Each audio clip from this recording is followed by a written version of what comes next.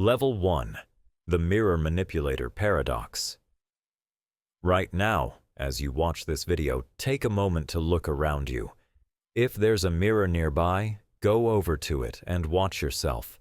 Is the person in the mirror really you? The answer to this question will shock you. You will learn what this paradox means, but before that, don't forget to like the video and share your thoughts in the comments. The version of yourself you see in the mirror is actually a version that no one else in the world has ever seen, because your reflection in the mirror is actually complete. While others see your left cheek as right, you see the opposite in the mirror. This might seem like a small detail, but it's actually one of the biggest illusions of your life.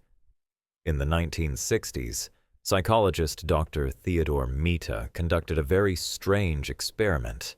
He showed people both normal and flipped versions of their own photographs.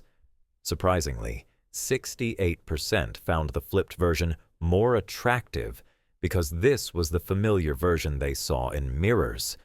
But here's where it gets even more complicated. Your friends and family preferred the exact opposite.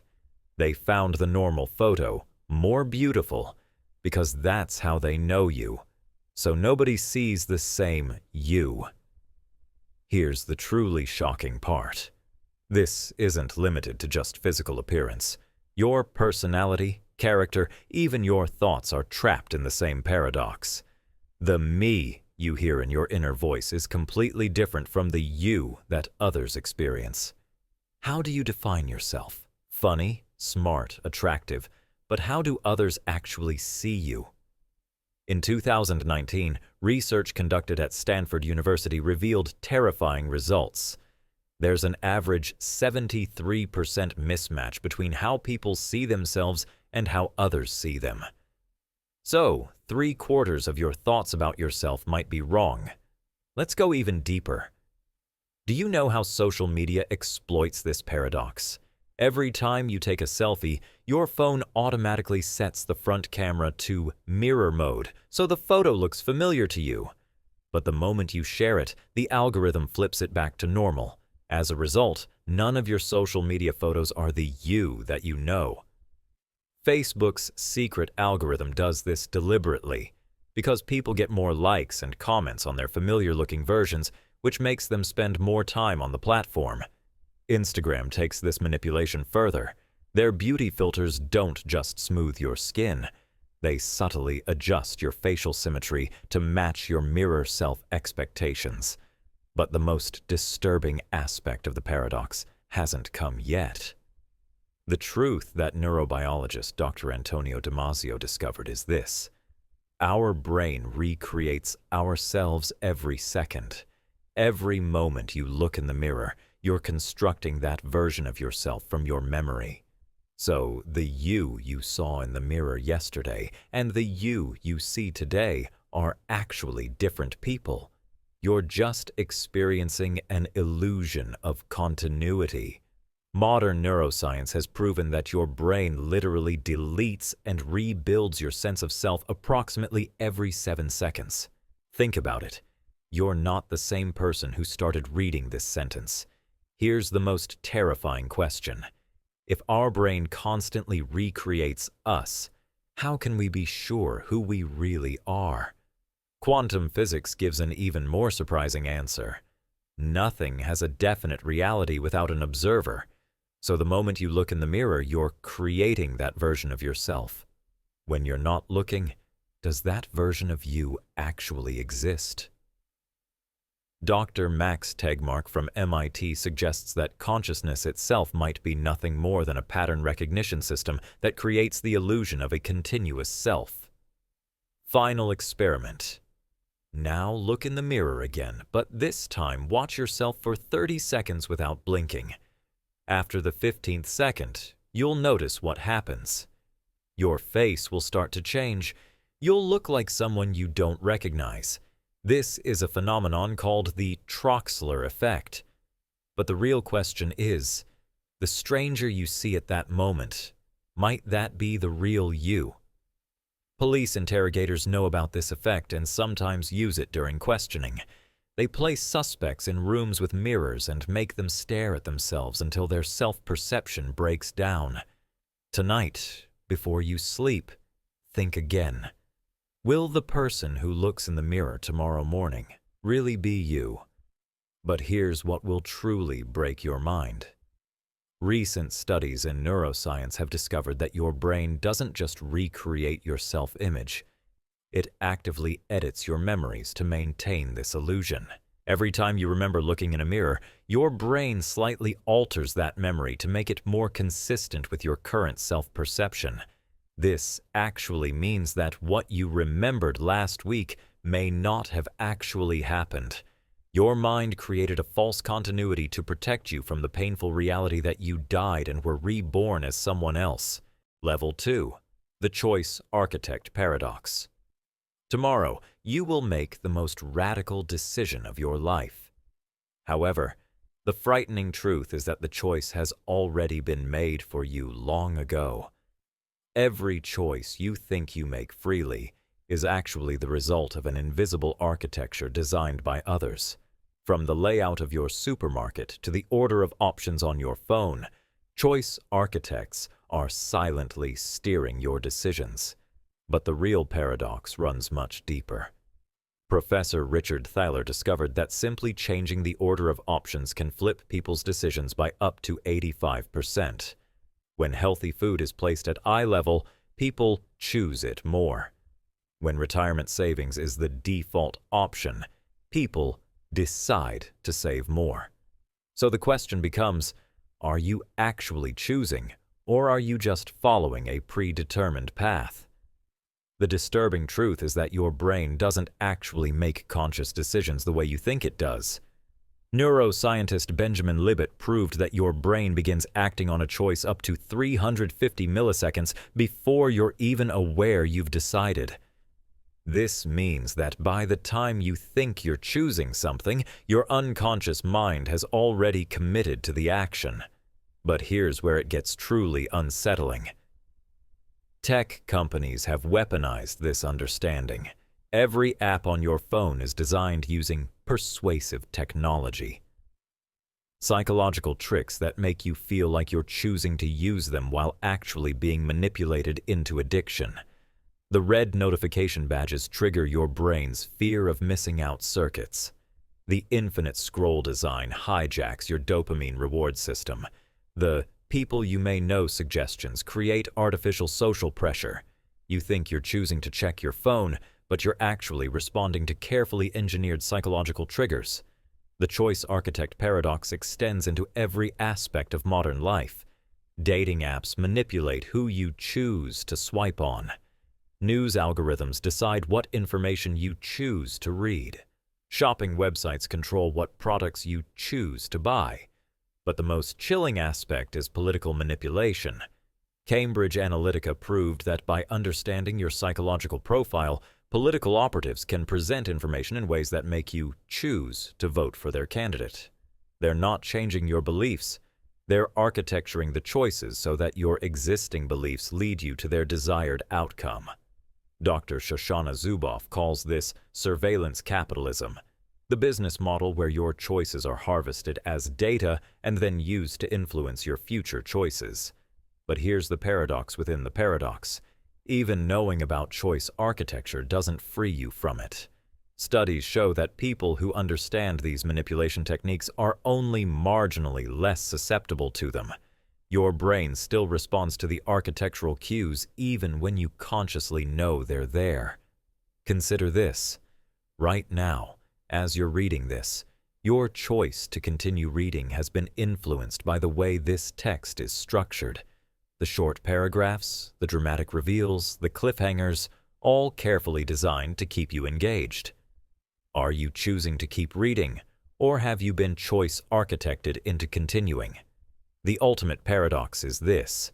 If all our choices are influenced by invisible architects, then free will might be the greatest illusion of all. We think we're the authors of our own lives, but we might just be characters following a script written by others. Even this realization, this moment of understanding, might itself be choice architected. Perhaps someone wanted you to question your own agency. The terrifying question remains, if you can't trust your own choices, what can you trust? Level 3. The silence weapon, paradox. Silence is known as the absence of sound. Have you ever thought that silence might be the most powerful weapon ever created? In 1951, composer John Cage wrote a piece called 4 minutes and 33 seconds. 4 minutes and 33 seconds of complete silence. But when it was performed, something impossible happened. The audience heard everything except silence. They heard air conditioning, people breathing, chairs creaking, hearts beating. The silent piece revealed that true silence doesn't exist, but this discovery led to something far more sinister. Intelligence agencies realized that silence could be weaponized. The absence of information is often more powerful than information itself. What's not said becomes more important than what is said. This is the silence weapon paradox. The most effective way to control people isn't to lie to them. It's to remain silent about the truth. Consider how this works in relationships. The silent treatment is devastating because it forces the victim to fill the silence with their own fears and insecurities. Their imagination becomes the weapon against them. But governments and corporations have perfected this technique on a massive scale. When a company refuses to comment on a scandal, they're using strategic silence. The absence of denial makes people assume guilt, while the absence of admission protects them legally. Silence becomes both accusation and shield simultaneously. The CIA's need-to-know policy is silence weaponization. By compartmentalizing information, they ensure that most people operate in calculated ignorance. What you don't know can't leak, but the digital age has turned silence into something even more powerful. Social media algorithms use strategic silence to manipulate reality. They don't just choose what you see, they choose what you don't see. The posts that don't appear in your feed shape your worldview just as much as the ones that do.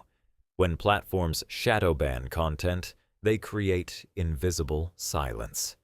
Users think they're being heard, but their words disappear into digital void. The silence is strategic, calculated, deliberate. But here's where the paradox becomes personally terrifying. Your own brain uses silence as a weapon against you. It selectively forgets traumatic memories, creating gaps in your personal narrative. These silences in your memory might be protecting you, or they might be hiding crucial truths about your own identity. Studies show that people who experience motivated forgetting often have silent zones in their memory that their conscious mind can't access. These gaps aren't random. They're strategically placed by your unconscious mind. Dr. Jennifer Freyd discovered that betrayal trauma creates specific patterns of silence in memory. When someone you trust betrays you, your brain often silences the memory to preserve your ability to trust others. But this protective silence might be hiding patterns of abuse, manipulation, or deception that you need to recognize. The modern world has become a symphony of strategic silences. News organizations use silence to bury stories. Politicians use silence to avoid accountability. Corporations use silence to hide environmental damage. Even this text uses silence. The spaces between words, the pauses between thoughts, the information I'm not telling you. The power lies not just in what's revealed, but in what remains hidden. The most disturbing aspect of the silence weapon is that it's invisible. You can't fight an enemy you can't hear. You can't expose a truth that's hidden in the absence of information. And here's the final twist. The very fact that you're now aware of the silence weapon might be part of a larger strategy. Perhaps someone wanted you to distrust silence, to fill every gap with noise and paranoia. Or perhaps this awareness is the key to your freedom. Listen carefully to the silences in your life. What's not being said? What information is conspicuously absent? What truths are hiding in the quiet spaces? The silence is speaking. Are you listening? Level 4. The Future Knowledge Curse Paradox.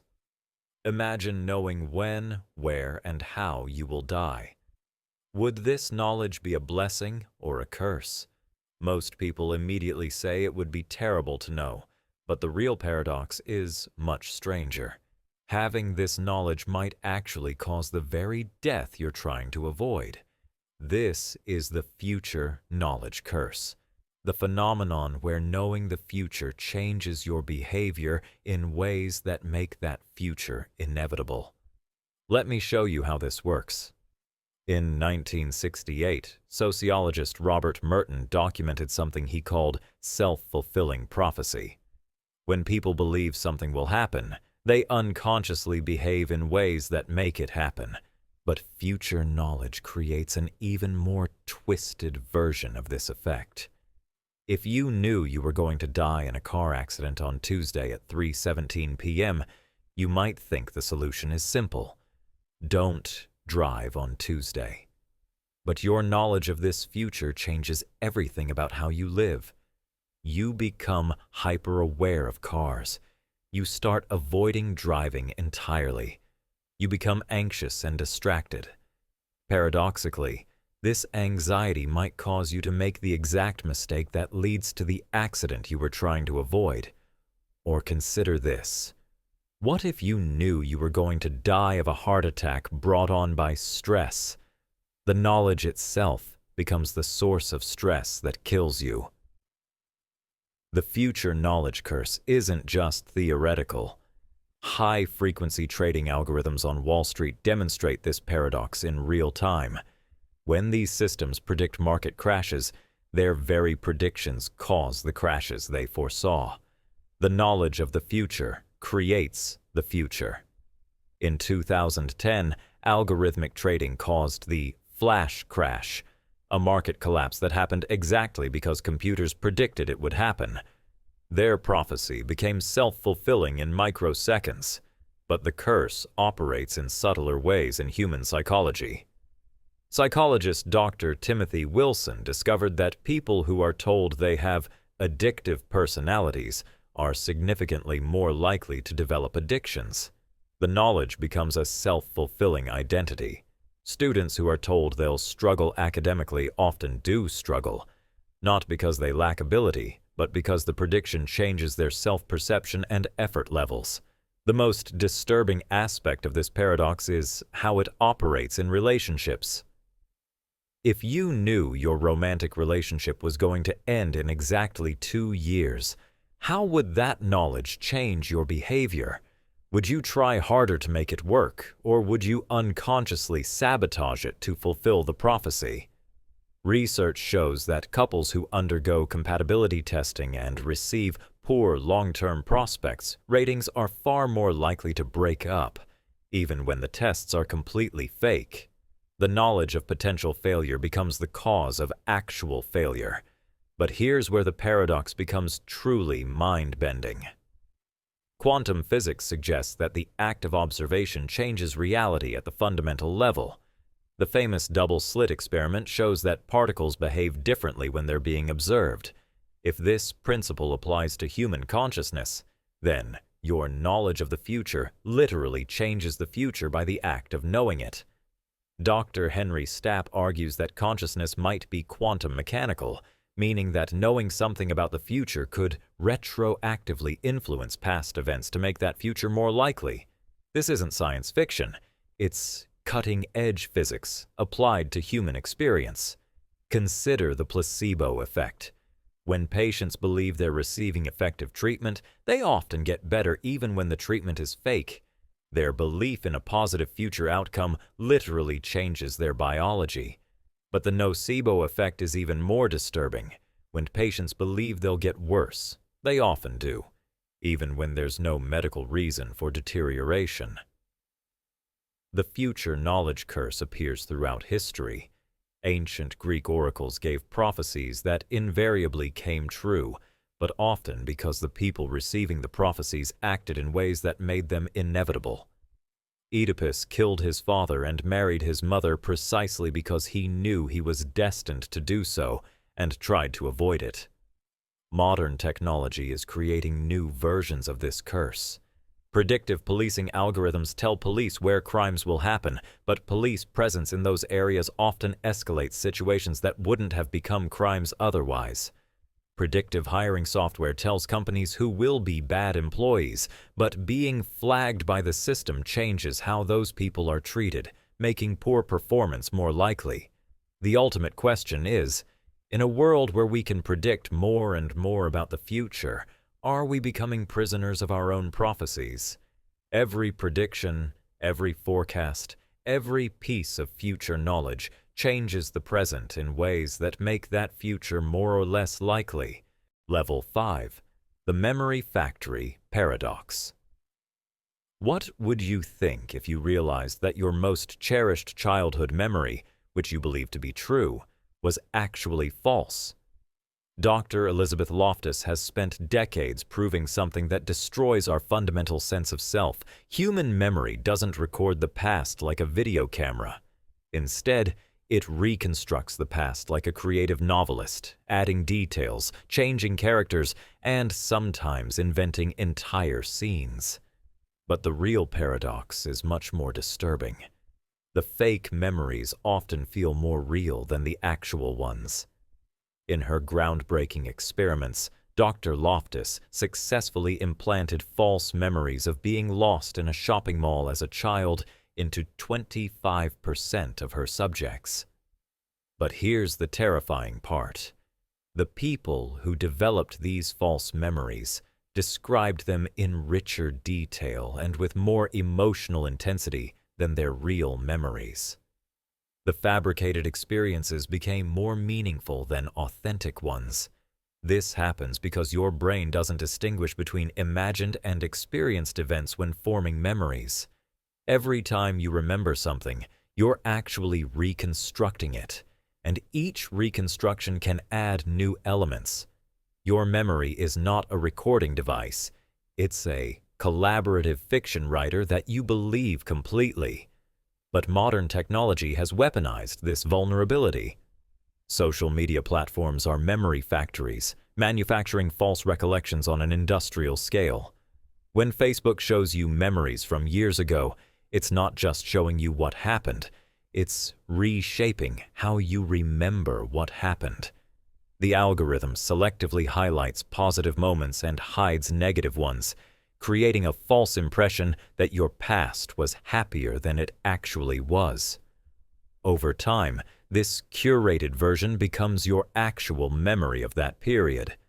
Instagram's Stories Highlights function literally lets you edit your own history, choosing which moments to preserve and which to let disappear.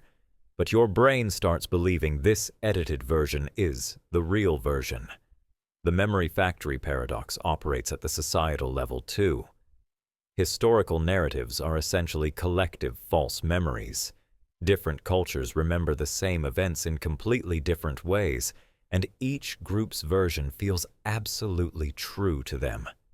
The Mandela effect, where large groups of people remember events that never happened, demonstrates how false memories can spread like viruses through populations. Thousands of people remember Nelson Mandela dying in prison in the 1980s, even though he died in 2013. They have vivid memories of watching his funeral on TV, hearing news reports, discussing it with friends. These shared false memories feel so real that people often insist reality must be wrong rather than accept their memories are false. But the most personal aspect of this paradox is how it operates in families. Dr. Robin Fivish's research on family storytelling revealed that children often adopt their parents' false memories as their own authentic experiences. When families repeatedly tell stories about what happened, children internalize these narratives as personal memories, even for events that occurred before they were born. Your earliest memories might actually be stories you've heard so many times that your brain filed them as direct experiences. Therapeutic practices can accidentally create false memories too. When therapists use hypnosis or guided imagery to recover repressed memories, they often implant false ones instead. The satanic ritual abuse panic of the 1980s was largely driven by therapeutic techniques that created elaborate false memories of cult experiences that never happened. But here's where the paradox becomes truly unsettling. If your memories define who you are, and your memories are unreliable, then who are you actually? Your personality, your values, your sense of identity, all of these are built on your memory of your experiences. But if those memories are partially or completely fabricated, then your entire sense of self might be fictional. Neuroscientist Dr. Karim Nader discovered that every time you recall a memory, it becomes neurologically unstable and can be altered before being stored again. This process, called reconsolidation, means that frequently remembered events are the most likely to be distorted. Your most important memories, the ones you think about most often, are the most likely to be false. The digital age is accelerating memory manipulation. Deep fake technology can now create videos of you doing things you never did. When these videos are sophisticated enough, even you might start doubting whether you actually did those things. Virtual reality experiences are beginning to create false memories that feel indistinguishable from real ones. People who navigate virtual environments often later remember them as real places they visited. Level 6, the probability rigging paradox. You toss a coin, but before you do, I'm going to say something that will turn your understanding of luck upside down. The outcome had already been determined by psychology. The probability rigging paradox reveals that what we call random events are actually influenced by invisible psychological forces that stack the deck without anyone realizing it. Here's how it works. When you flip a coin, you think each side has exactly a 50-50 chance. But Stanford mathematician Percy Diaconis proved that human coin flips are biased toward whichever side starts facing up. The bias is subtle, about 51%, but it's real and measurable. Your unconscious mind influences the flip in ways that feel completely random, but this is just the beginning of how probability gets rigged. Casinos have known for decades that they don't need to cheat with loaded dice or marked cards. They can manipulate outcomes simply by controlling the environment and psychology of gambling. The layout of slot machines, the color of carpets, the absence of clocks and windows, the free drinks, all of these create psychological states that make losing more likely while making it feel random. Your brain's probability assessments get hijacked by environmental cues you don't consciously notice. The rigging operates through something called confirmation bias probability. When you expect certain outcomes, you unconsciously behave in ways that make those outcomes more likely. If you believe you're unlucky, you make choices that increase the probability of unlucky outcomes. If you believe you're lucky, you take risks that sometimes pay off, reinforcing your belief in your luck. But the most insidious form of probability rigging happens in modern algorithmic systems. When dating apps claim to randomly show you potential matches, they're lying. The algorithm is constantly adjusting probabilities based on your behavior, making certain types of people more or less likely to appear in your feed. If you tend to swipe right on certain characteristics, the app increases the probability of showing you people with those characteristics.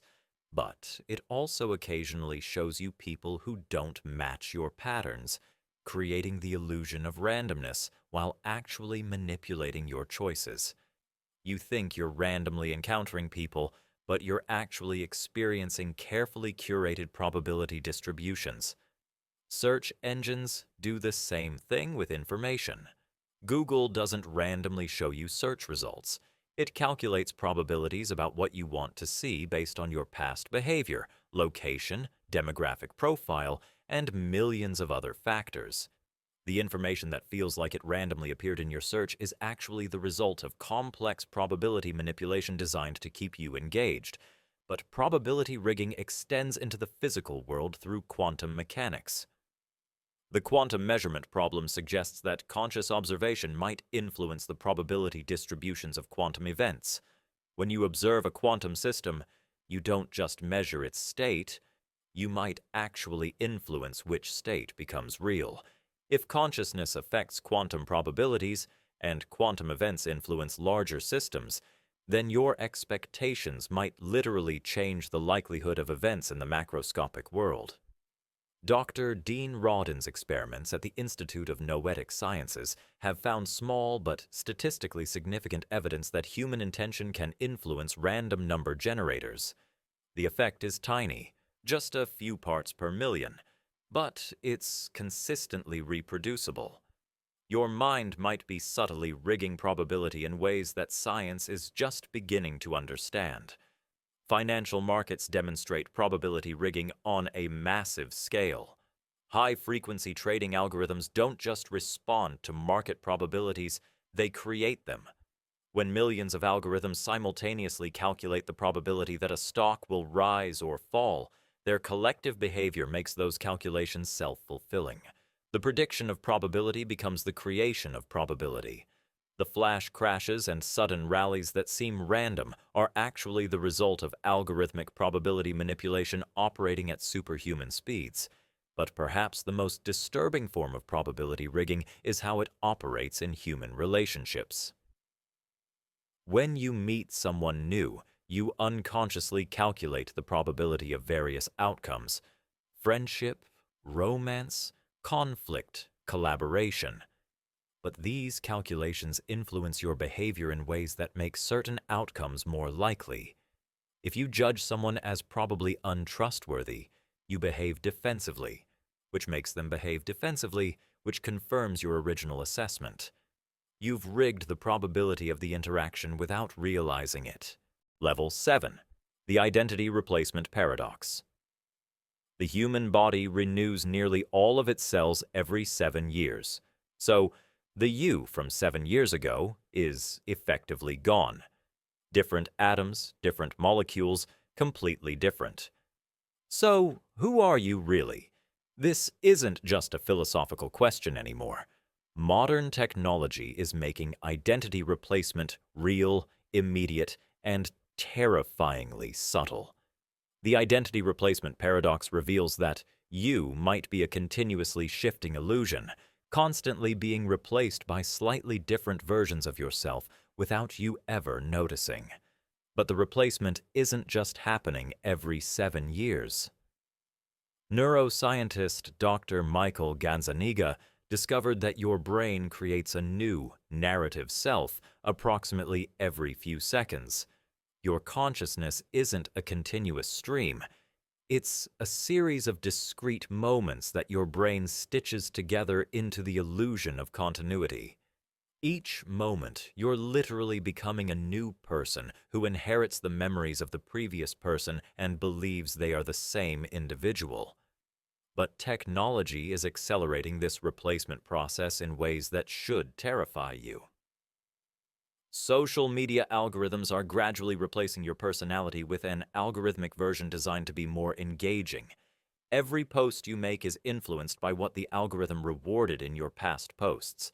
Over time, you begin expressing a version of yourself that the algorithm has trained you to become.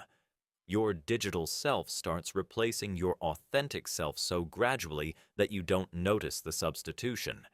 You think you're still being yourself, but you're actually being a version of yourself optimized for engagement metrics. The replacement operates through something researchers call digital drift. Each online interaction slightly shifts your behavior patterns. These micro-adjustments accumulate over time until your digital personality diverges significantly from your offline personality. But the truly disturbing part is that your offline self starts conforming to your digital self. You begin acting in real life like the person you've become online. Virtual reality is making identity replacement even more literal. When people spend time in VR environments with different avatars, they begin adopting personality traits associated with those avatars. This is called the Proteus effect. If your avatar is tall, you become more confident. If your avatar is attractive, you become more socially outgoing. If your avatar is a different race or gender, your implicit biases shift to match that identity. The virtual replacement gradually overwrites your baseline personality. Dr. Jeremy Bailenson research at Stanford shows that people who spend just 5 minutes embodying an elderly avatar in VR move more slowly for hours afterward. A few minutes of virtual identity replacement creates lasting changes in physical behavior. What happens when you spend years in virtual environments? Which version becomes the real you?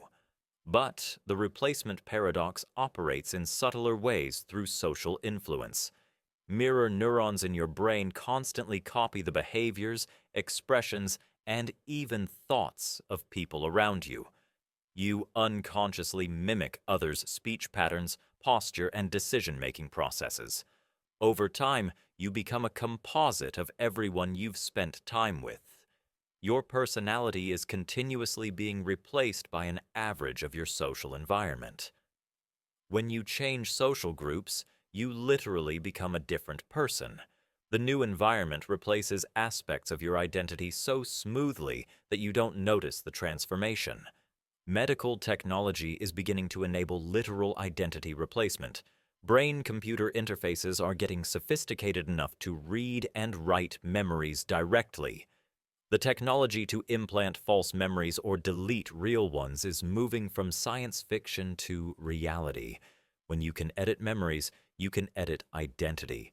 Traumatic experiences that shaped your personality could be removed.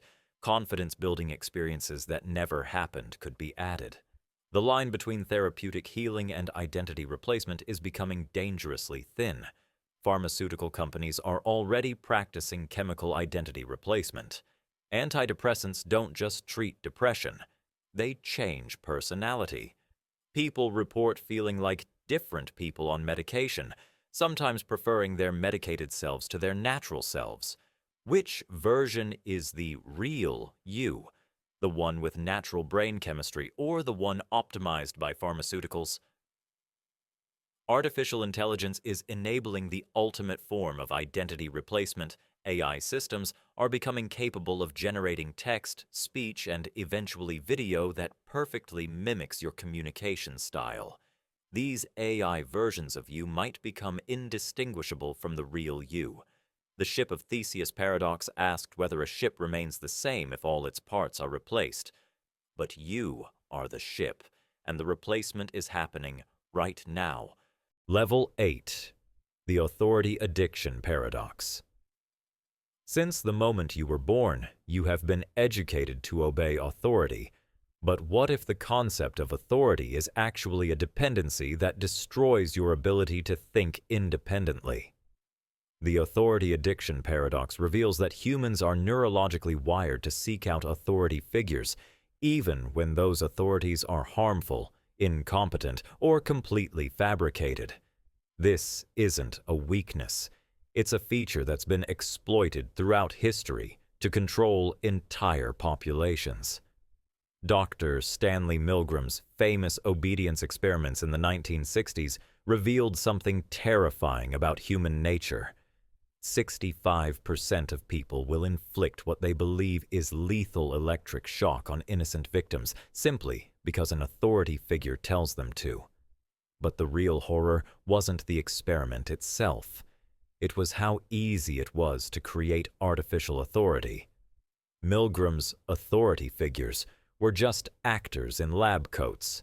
They had no real power, no special knowledge, no legitimate claim to authority. Yet people obeyed them completely, even when ordered to commit what they believed was murder. The authority was entirely fictional, but the obedience was absolutely real. Modern society has industrialized this exploitation. Every day you encounter hundreds of artificial authority signals designed to trigger your obedience instincts. The doctor's white coat, the police officer's uniform, the expert's title, the celebrity's platform. These are all psychological triggers that bypass your critical thinking. But here's what's truly disturbing. These authority symbols work even when you know they're fake. Studies show that people in white coats are perceived as more knowledgeable about any topic, even when the coat is obviously a costume. The visual trigger overrides rational assessment. Social media has democratized authority manipulation. Anyone can purchase followers, fake credentials, or impressive-sounding titles. Your brain's authority detection systems, evolved for small tribal societies, can't distinguish between earned and manufactured authority. When someone has millions of followers, your unconscious mind treats them as a legitimate leader, regardless of their actual qualifications. The addiction operates through dopamine reward cycles. When you find an authority figure to follow, your brain releases dopamine, the same neurotransmitter involved in drug addiction. Obeying authority literally feels good at a neurochemical level. This creates a psychological dependency where you crave clearer instructions, stronger leaders, and more definitive answers. The uncertainty of thinking for yourself becomes painful compared to the relief of following someone else's directions. Like any addiction, authority dependence requires increasing doses. You need stronger, more charismatic, more absolute authorities to get the same psychological relief. This is why authoritarian movements often succeed in democratic societies. People become addicted to the certainty that strongman leaders provide, even when that certainty is based on lies. But the most insidious aspect of authority addiction is how it operates in expert systems. Modern life is so complex that you can't possibly be an expert in everything. You must rely on authorities in medicine, technology, finance, and countless other domains. But this legitimate need for expertise creates vulnerability to false authorities who exploit your trust. When Dr. Andrew Wakefield published fraudulent research linking vaccines to autism, his authority as a licensed physician gave credibility to dangerous misinformation. The authority signal overrode the scientific evidence. Financial experts regularly appear on television giving investment advice that enriches them while harming their followers. But the expert label triggers obedience even when their track record is terrible. The internet has created infinite opportunities for authority manipulation. Anyone can create a professional-looking website, impressive credentials, and authoritative content on any topic. Your brain's authority assessment systems can't verify this information in real time, so they default to trusting the authority signals.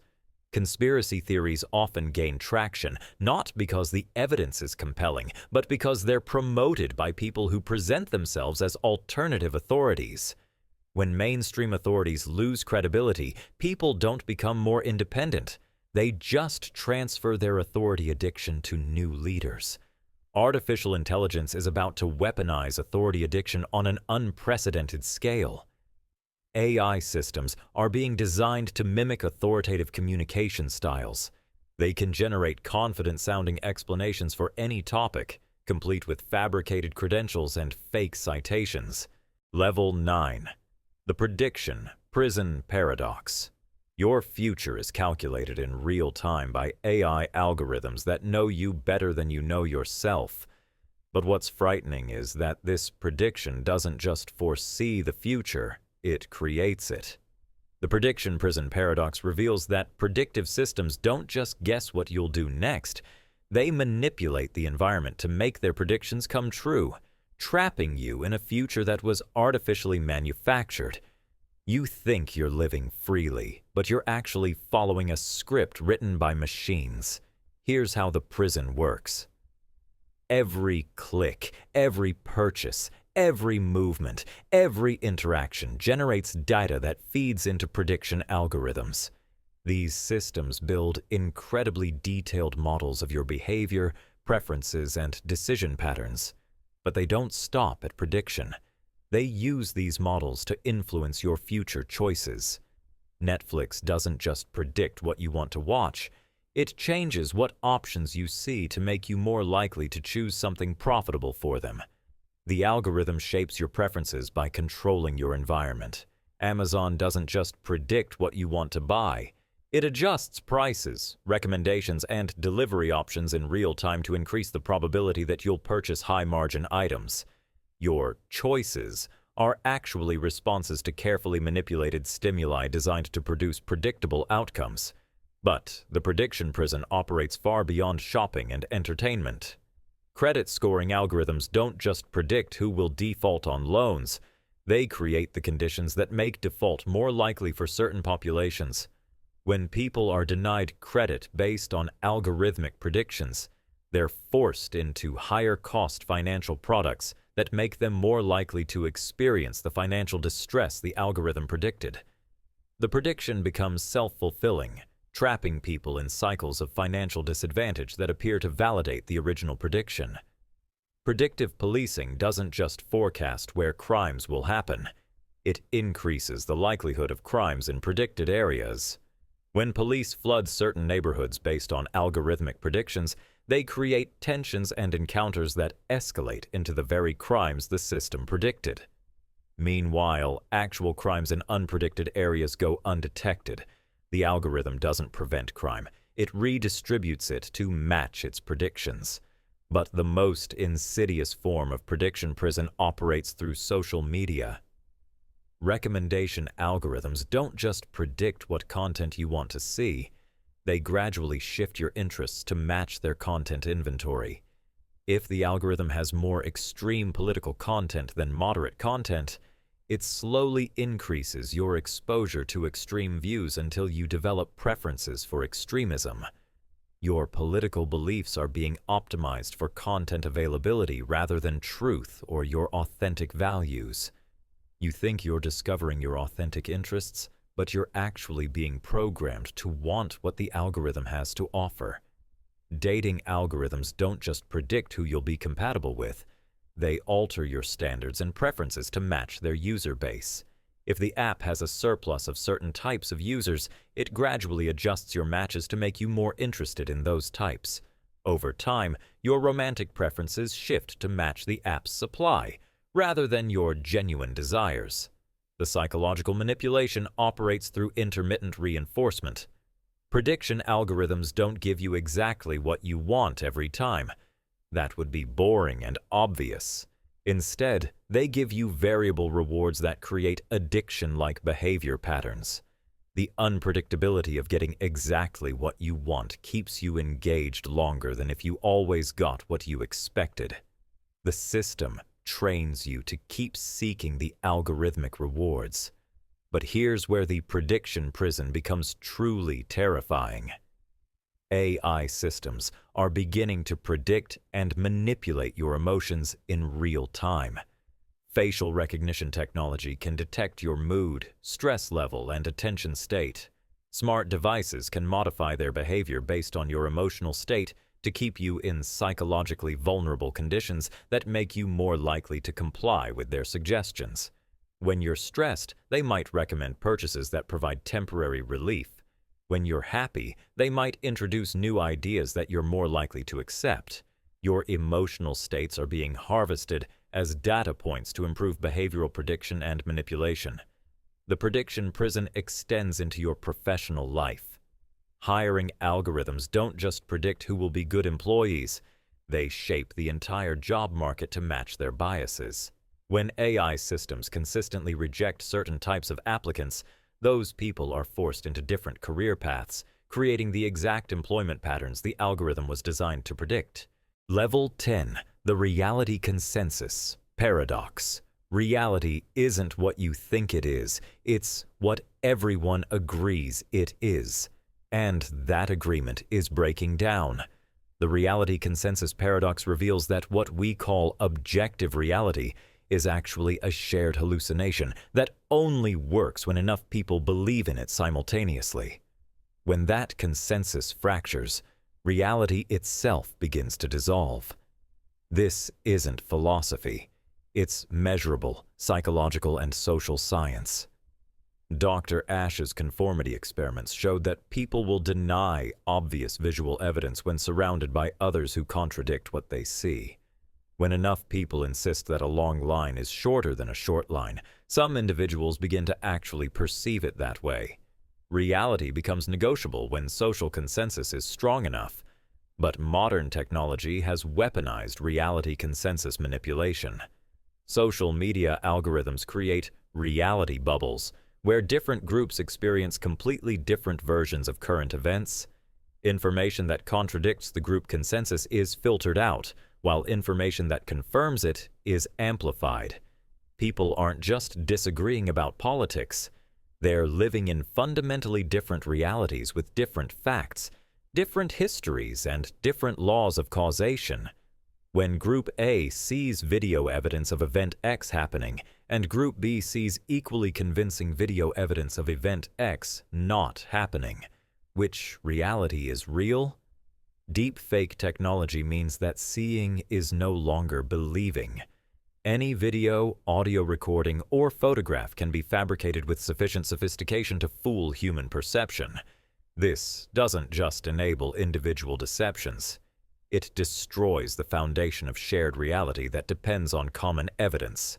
When anything can be faked, nothing can be definitively proven. Reality becomes a matter of choosing which evidence to trust rather than objectively determining what happened. But the consensus breakdown goes deeper than media manipulation. Financial markets demonstrate reality consensus on a massive scale. Money has value only because everyone agrees it has value. Stocks represent ownership of companies only because we collectively maintain that fiction. When confidence in financial consensus collapses, the real value of everything changes instantly. The 2008 financial crisis wasn't just an economic event.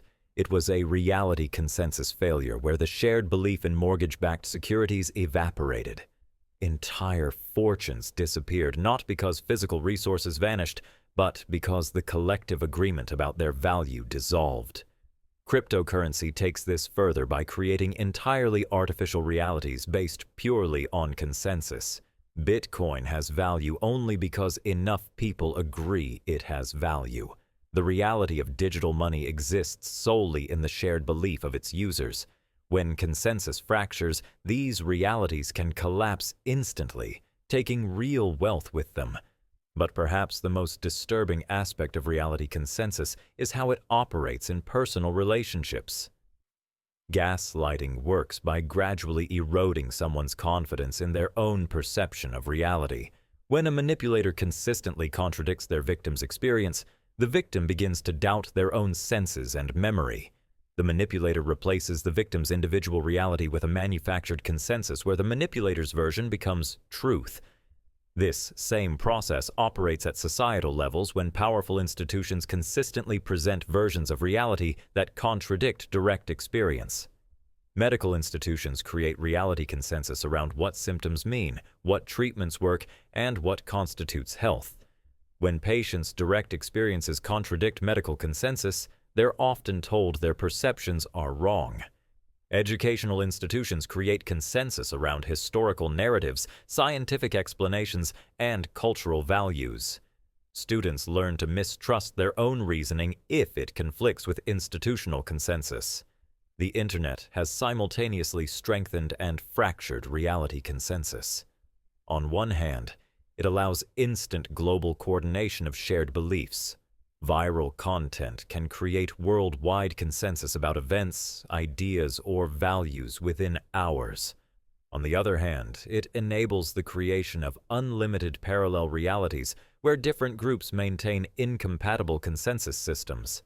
Flat Earth communities maintain detailed, internally consistent realities that contradict scientific consensus.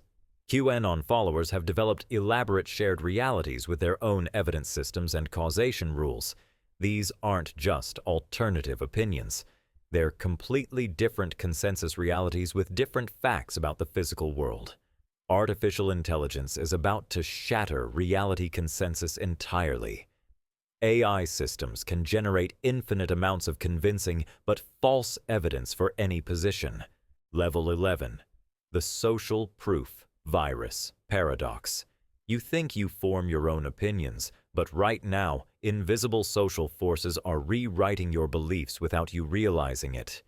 Every day you're infected by other people's thoughts, not through conversation or debate, but through a psychological virus so powerful that it can make you change your entire worldview in minutes. This virus is called social proof, and it's the most dangerous form of mind control ever discovered. Dr. Solomon Asch proved that 75% of people will deny the evidence of their own eyes if enough others disagree with them. In his famous experiment, participants looked at lines of obviously different lengths. But when actors pretended the shorter line was longer, most real participants agreed with the false majority. But here's what Asch didn't reveal. The effect doesn't just change your answer, it actually rewires your brain to see the false reality as true. Modern neuroscience shows that when you're exposed to social proof, your visual cortex literally changes how it processes information. You're not just lying to conform, you're actually seeing a different reality. But the real horror began when corporations weaponized this discovery. Tech platforms engineer artificial social proof to control your beliefs. Those like counts, retweet numbers, and view statistics aren't just metrics. They're psychological weapons designed to make you think certain ideas are more popular than they actually are. When you see a post with 50,000 likes, your brain assumes it must be true or valuable. But what you don't know is that many of those numbers are artificially inflated by bots, fake accounts, and algorithmic manipulation. Instagram admits that 5 to 8% of all accounts are fake. Twitter estimates range even higher. This means millions of people agreeing with ideas online aren't people at all. They're artificial social proof designed to manipulate your beliefs. But here's where it gets truly terrifying. Political operatives use manufactured social proof to shift entire elections. They create fake grassroots movements, called astroturfing, that appear to be organic public opinion, but are actually coordinated manipulation campaigns.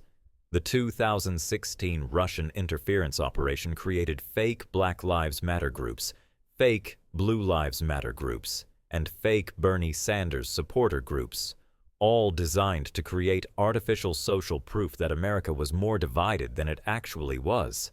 Dr. Filippo Mentzer's research at Indiana University revealed that just 6% of fake accounts can shift the apparent popularity of any topic by over 30%.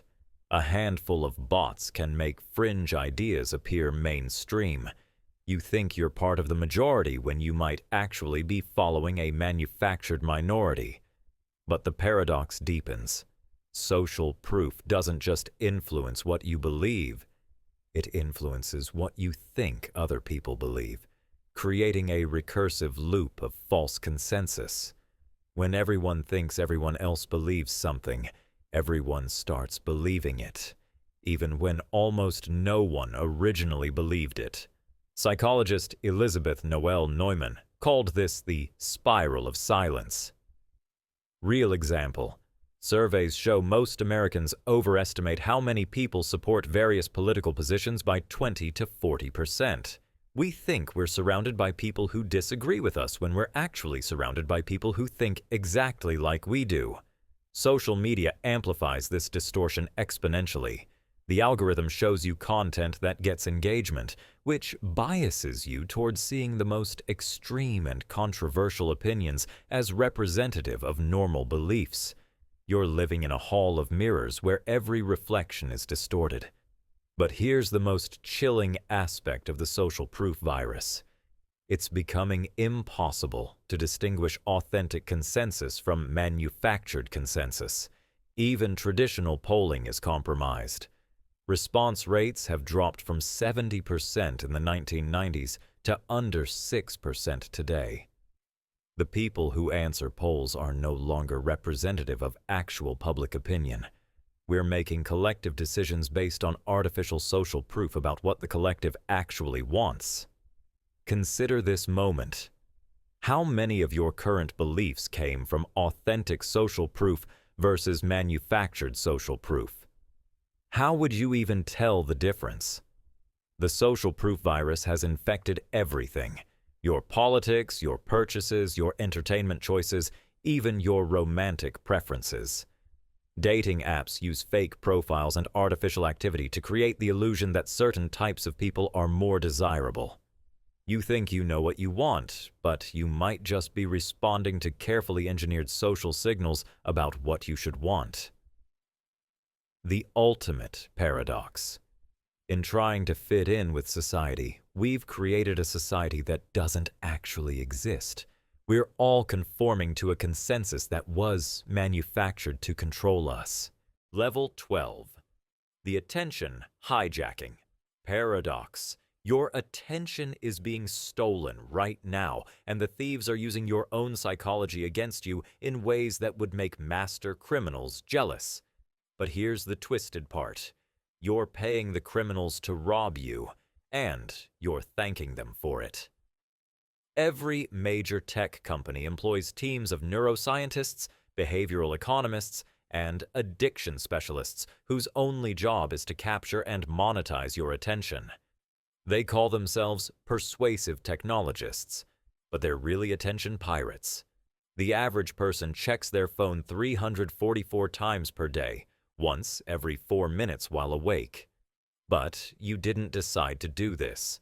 Your attention was hijacked by psychological weapons so sophisticated that even their creators are afraid of them. Dr. Nir Eyal, who wrote the handbook on habit-forming products, now refuses to let his own children use the technologies he helped create. The man who taught Silicon Valley how to hijack attention won't let it happen to his own family. But why is attention hijacking so dangerous? Because attention isn't just focus. It's the raw material of consciousness itself. Wherever your attention goes, your reality follows. The companies that control your attention literally control your experience of being alive. But here's what they don't want you to understand. Your brain evolved for a world where threats were physical and immediate. A rustling bush could mean a predator.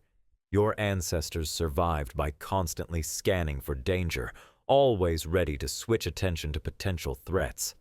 Tech companies exploit this ancient survival mechanism. Every notification, every red badge, every breaking news alert triggers your brain's threat detection system. Your amygdala can't tell the difference between a saber-toothed tiger and a Facebook notification. You think you're choosing to check your phone, but you're actually responding to a hijacked fear response that's millions of years old. The attention economy has turned your survival instincts into profit centers. Dr. Adam Ghazali's research at UCSF shows that constant attention switching literally shrinks your prefrontal cortex, the part of your brain responsible for focus, decision-making, and self-control. Heavy social media users show brain patterns similar to people with ADHD. You're not just losing attention, you're losing the ability to pay attention. But the real crime is that this damage is intentional. Internal Facebook documents revealed that the company knew its products were harming users' mental health, but chose to prioritize engagement over well-being. They discovered that posts making people angry got 5 times more engagement than happy posts. So they tuned their algorithm to show you more anger-inducing content, knowing it would make you miserable, but keep you scrolling. You're being deliberately made unhappy to increase corporate profits. But here's where the paradox becomes truly insidious. The more your attention gets hijacked, the more you need the very technologies that are hijacking it.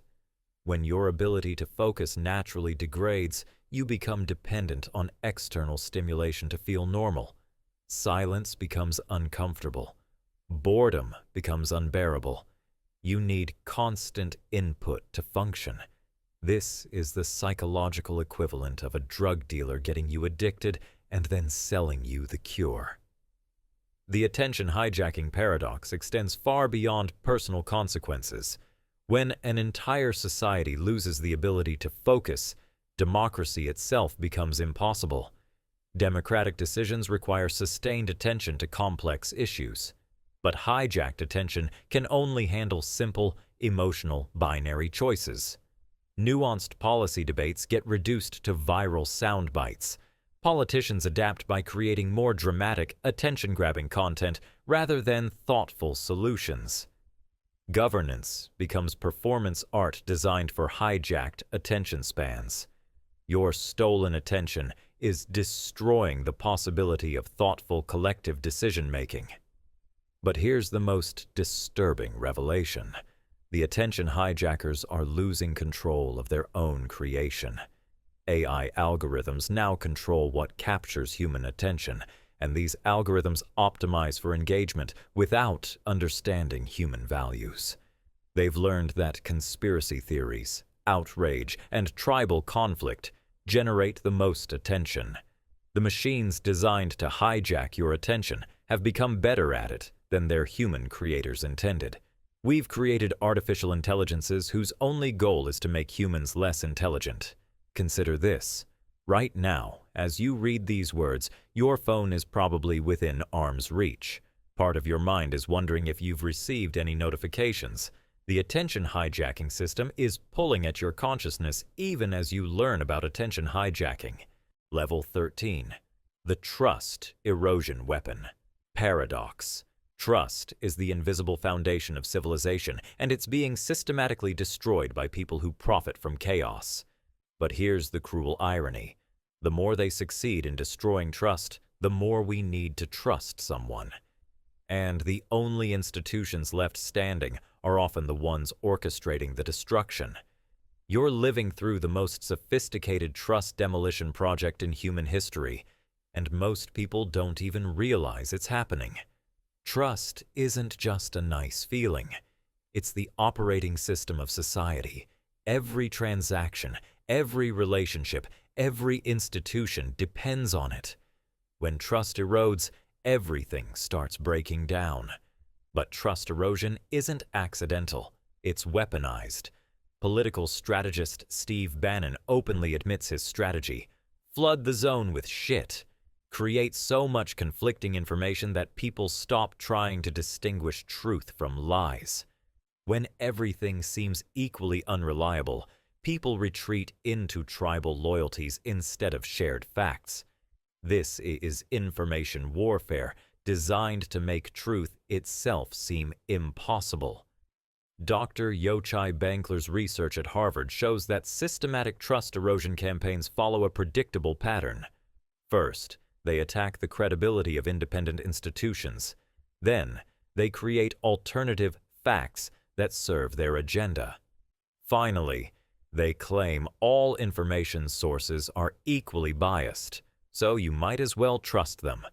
You've watched this happen to journalism, science, elections, healthcare, and education. Each institution's credibility gets systematically undermined until people don't know what to believe. But here's what makes this psychological warfare so effective. Your brain isn't designed to handle information warfare. For 99% of human history, if someone in your tribe lied to you repeatedly, you could simply stop trusting them. But now you're bombarded with information from millions of sources you can't personally verify. Your ancient trust mechanisms are completely overwhelmed. You can't possibly fact-check everything, so you're forced to rely on trust shortcuts. And those shortcuts are being exploited. The trust erosion weapon creates a paradox. The less you can trust institutions, the more you need to trust someone to help you navigate the chaos. And the chaos creators position themselves as your guides through the confusion they created. This is like an arsonist offering to sell you fire insurance while your house burns down. But the weapon has evolved beyond politics. Corporations now use manufactured distrust to increase profits. Pharmaceutical companies fund studies that question the safety of generic drugs, even though generics are chemically identical to brand names. The goal isn't to prove brand drugs are better, it's to create enough doubt that people pay more for the trusted brand. Oil companies spent decades funding climate change denial, not to prove their innocence, but to create enough uncertainty that meaningful action would be delayed.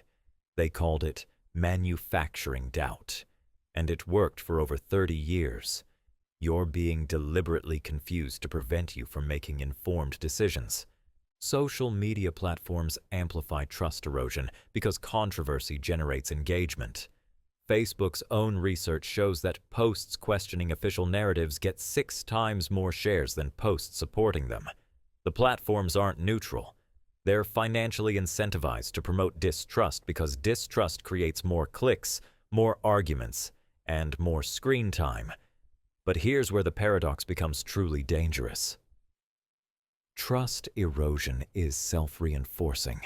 The more people believe that everyone lies, the more acceptable lying becomes. When honesty seems naive, dishonesty becomes strategic. Studies show that when people believe corruption is widespread, they become more likely to engage in corruption themselves. Trust erosion creates the very untrustworthiness it claims to expose. You're trapped in a downward spiral where distrust creates more reasons to distrust. The weapon is now so sophisticated that it targets your ability to trust your own perceptions. Deep fake technology can create convincing videos of anyone saying anything.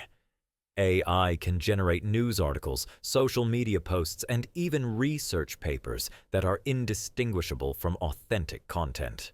When you can't trust your own eyes and ears, you become psychologically dependent on trusted authorities to tell you what's real. But what if those authorities are the ones controlling the fake content? We're approaching a world where truth becomes whatever the most powerful information controllers say it is. But the cruelest aspect of the trust erosion weapon is how it destroys human relationships. When institutional trust breaks down, interpersonal trust follows. Level 14. The conformity trap paradox. You think you're a rebel, but your rebellion is exactly what they designed you to feel. Every act of defiance, every moment of thinking for yourself, every time you believe you're breaking free from the crowd, it's all part of a sophisticated conformity system that makes you conform by making you think you're not conforming. This is the ultimate mind trap. Your individuality is mass-produced. Professor Solomon Asch didn't just discover that people conform to group pressure. He discovered something far more sinister. People will conform to avoid conforming. When participants in his experiments realized they were being pressured to conform, many rebelled by choosing the obviously wrong answer just to be different. But choosing the wrong answer to be different is still conforming. You're just conforming to anti-conformity. The researchers were controlling behavior either way. Modern consumer culture has weaponized this discovery. Every product marketed as rebellious, unique, or for independent thinkers is actually manufacturing conformity disguised as individuality. That rebellious band t-shirt? Sold in chain stores to millions of other rebels. That unique tattoo? Chosen from a catalog of alternative designs. That independent coffee shop? Part of a franchise designed to look independent. You're buying mass-produced rebellion and calling it authenticity. But here's where the trap becomes truly sophisticated. The conformity system has learned to predict and co-opt genuine rebellion before it even happens.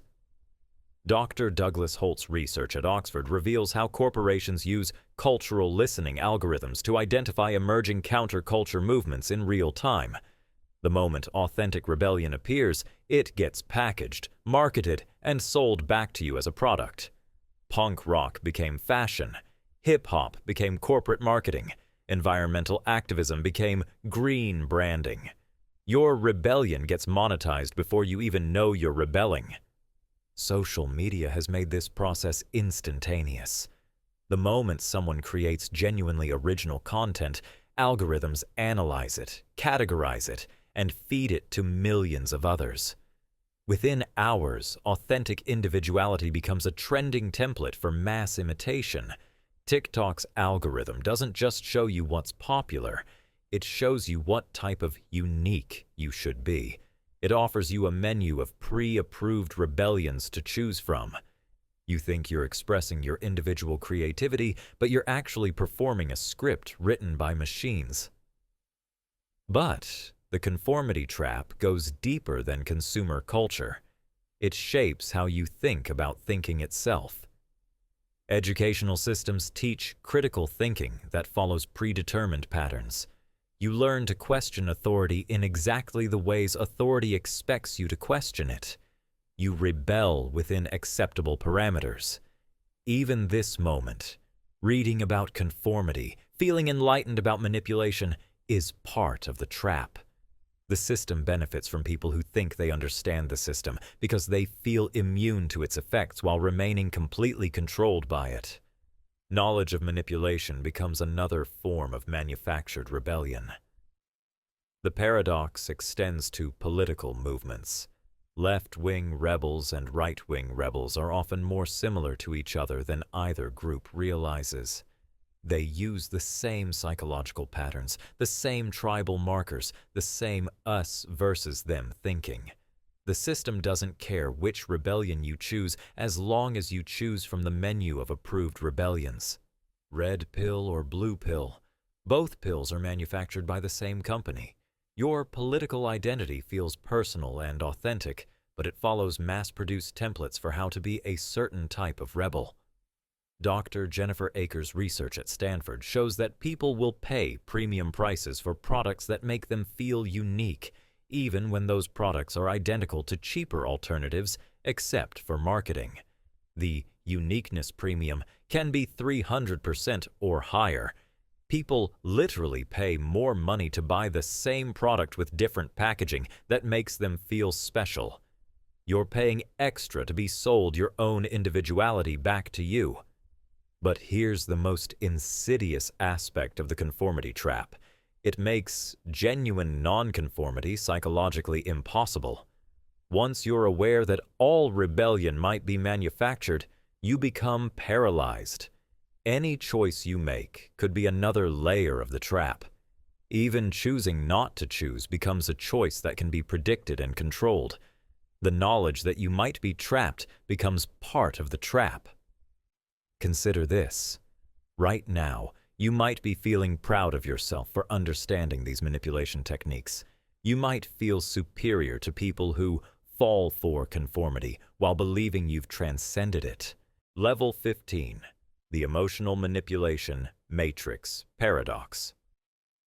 Your emotions are being manufactured, packaged, and sold back to you by people who understand your psychology better than you do. But here's the twisted part. The more authentic your emotions feel, the more likely they are to be artificial. The manipulation has become so sophisticated that synthetic emotions feel more real than natural ones. You're living in an emotional matrix, and the red pill might just be another product placement. Dr. Paul Ekman discovered that humans have 6 basic emotions: happiness, sadness, fear, anger, surprise, and disgust. But corporations have learned to engineer dozens of micro-emotions specifically designed to trigger purchasing behaviors. Unboxing excitement, FOMO anxiety, brand loyalty love, upgrade envy. These aren't natural human emotions. They're manufactured psychological states created by marketing teams who study your brain scans while you shop. Your emotional responses to products are more carefully crafted than Hollywood movies. But the emotional manipulation matrix extends far beyond advertising. Social media platforms employ teams of neuroscientists whose only job is to create synthetic emotions that keep you scrolling. Facebook's own internal research revealed they can manipulate your emotional state by changing what content appears in your feed. When they showed users more positive posts, users felt happier. When they showed more negative posts, users felt depressed. They didn't just discover this by accident. They ran controlled experiments on 689,000 users without their knowledge or consent. They were literally experimenting on your emotions like lab rats. Instagram engineers addiction by exploiting variable ratio reinforcement, the same psychological mechanism that makes gambling addictive. Sometimes your post gets lots of likes, sometimes it doesn't. The unpredictability triggers dopamine release more powerfully than consistent rewards. You think you're sharing your life, but you're actually pulling a slot machine lever designed to hijack your brain's reward system. But here's where the matrix becomes truly insidious. The artificial emotions start rewriting your natural emotional responses. Dr. Sherry Turkle's research at MIT shows that people who grew up with social media have difficulty distinguishing between authentic emotions and performed emotions. They literally don't know what their real feelings are anymore. When your natural response to every experience is, "How will this look online?" your authentic emotional life gets replaced by emotional performance art designed for algorithmic approval. You start feeling what you think you should feel rather than what you actually feel. The emotional manipulation matrix has infiltrated your most intimate relationships. Dating apps use psychological manipulation techniques to create artificial feelings of connection and scarcity. The swipe mechanism triggers the same brain circuits as casino gambling. The limited likes create artificial scarcity. The algorithm shows you people just attractive enough to keep you hoping, but not attractive enough to make you stop swiping. You think you're looking for love, but you're actually being addicted to the search itself.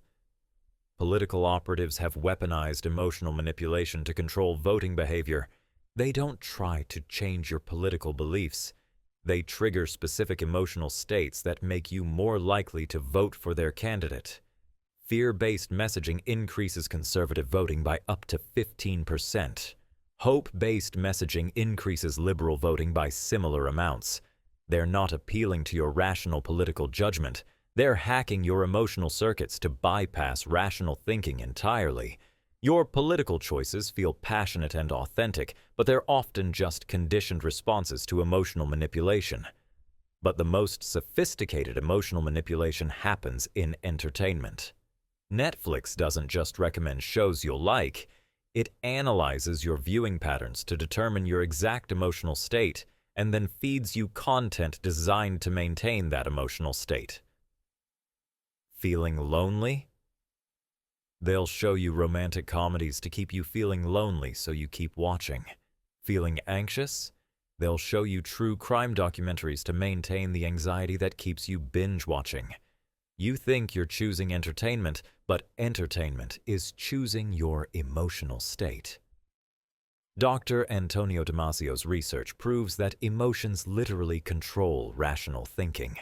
Every decision you think you're making logically is actually driven by emotional responses that happen before conscious thought.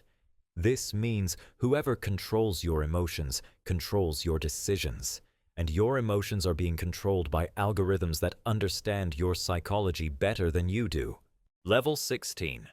The Digital Identity Theft Paradox. Your identity is being stolen, but not in the way you think.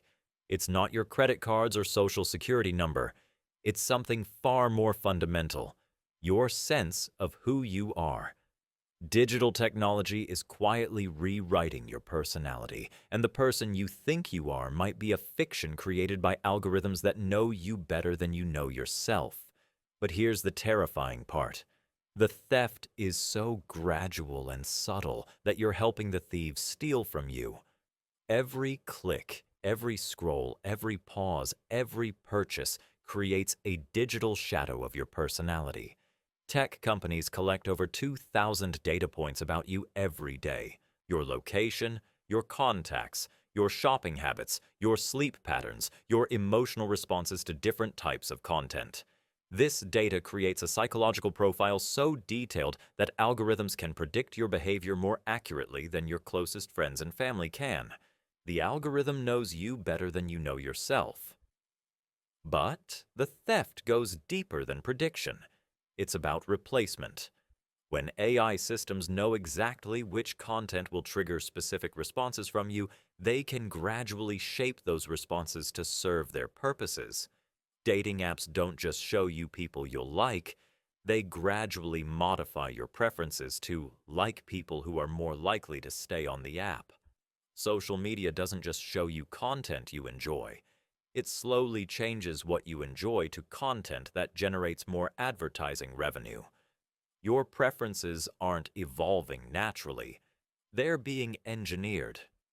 Dr. Yuval Noah Harari warns that we're approaching a point where external algorithms will know your personality better than your conscious mind does. They'll be able to predict your choices before you make them, and influence those choices before you're aware you're making them.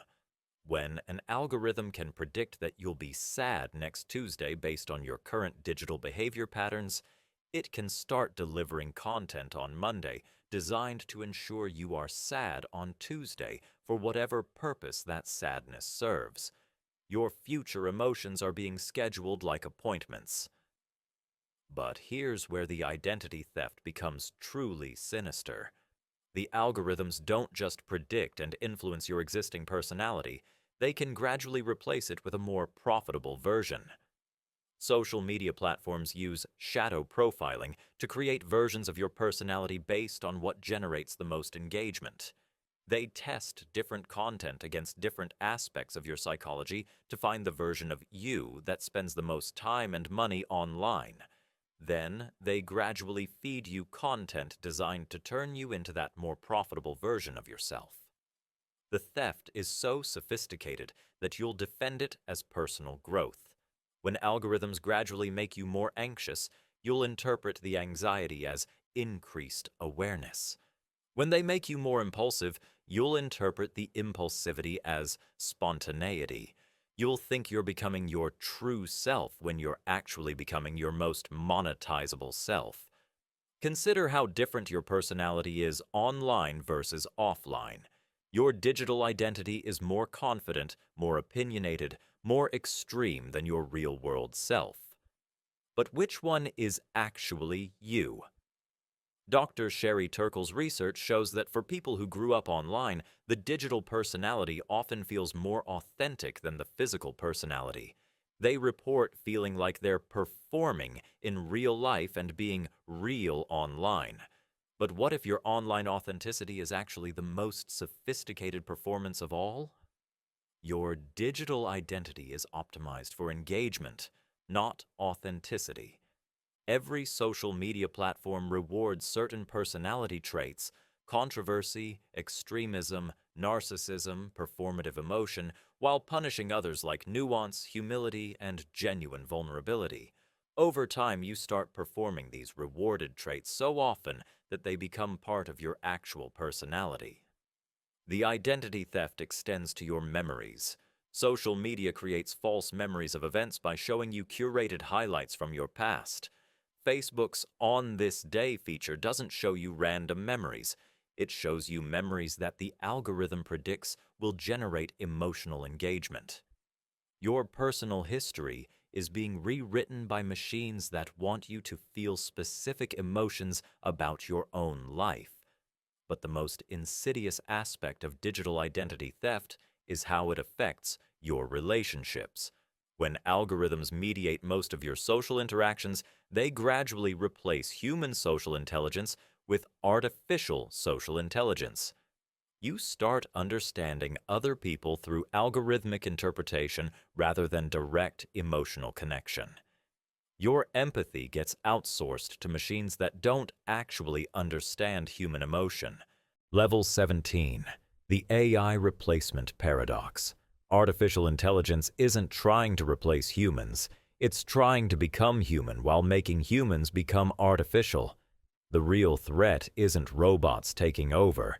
It's humans voluntarily becoming robots while machines learn to be more human than we are.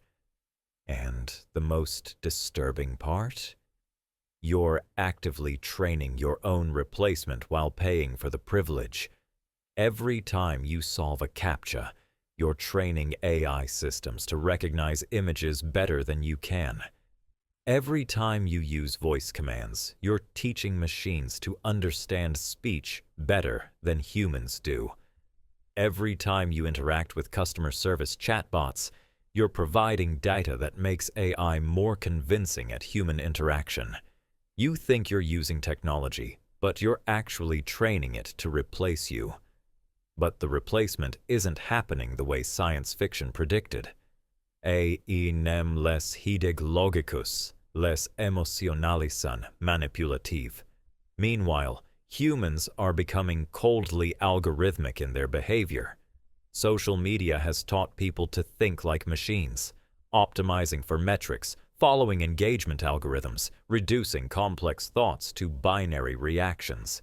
You judge success by numbers, make decisions based on data points, and interact with others through algorithmic interfaces. You're becoming the robot while the robots become human.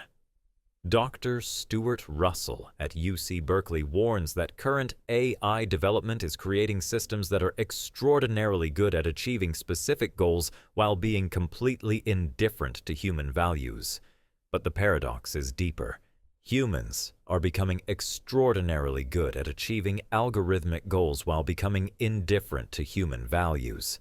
You optimize your life for social media metrics while AI systems learn to optimize for human satisfaction. You're crossing paths in opposite directions. The replacement is happening through a process called human data harvesting. AI companies don't just want your personal data. They want your cognitive patterns, your emotional responses, your creative processes, your decision-making strategies. When you use AI writing assistants, you're not just getting help with writing, you're teaching the AI how humans think about language. When you use AI art generators, you're not just creating images, you're training machines to replicate human creativity. Every interaction with AI systems transfers a piece of your humanity to machines. But here's where the paradox becomes truly twisted. As AI becomes better at being human, humans become more dependent on AI to perform basic human functions. You use GPS instead of developing spatial memory. You use spell check instead of learning spelling. You use recommendation algorithms instead of developing personal taste. You use social media to maintain relationships instead of developing emotional intelligence. Each AI assistance makes you slightly less human while making the AI slightly more human. The replacement is particularly sophisticated in creative fields. AI can now write poetry that moves people to tears, create art that sells for millions, compose music that tops charts. But these aren't just random outputs. They're trained on human creativity. Every piece of human art, music, literature, and creative expression ever digitized becomes training data for machines that can now out-create their creators. You're witnessing the industrialization of human creativity.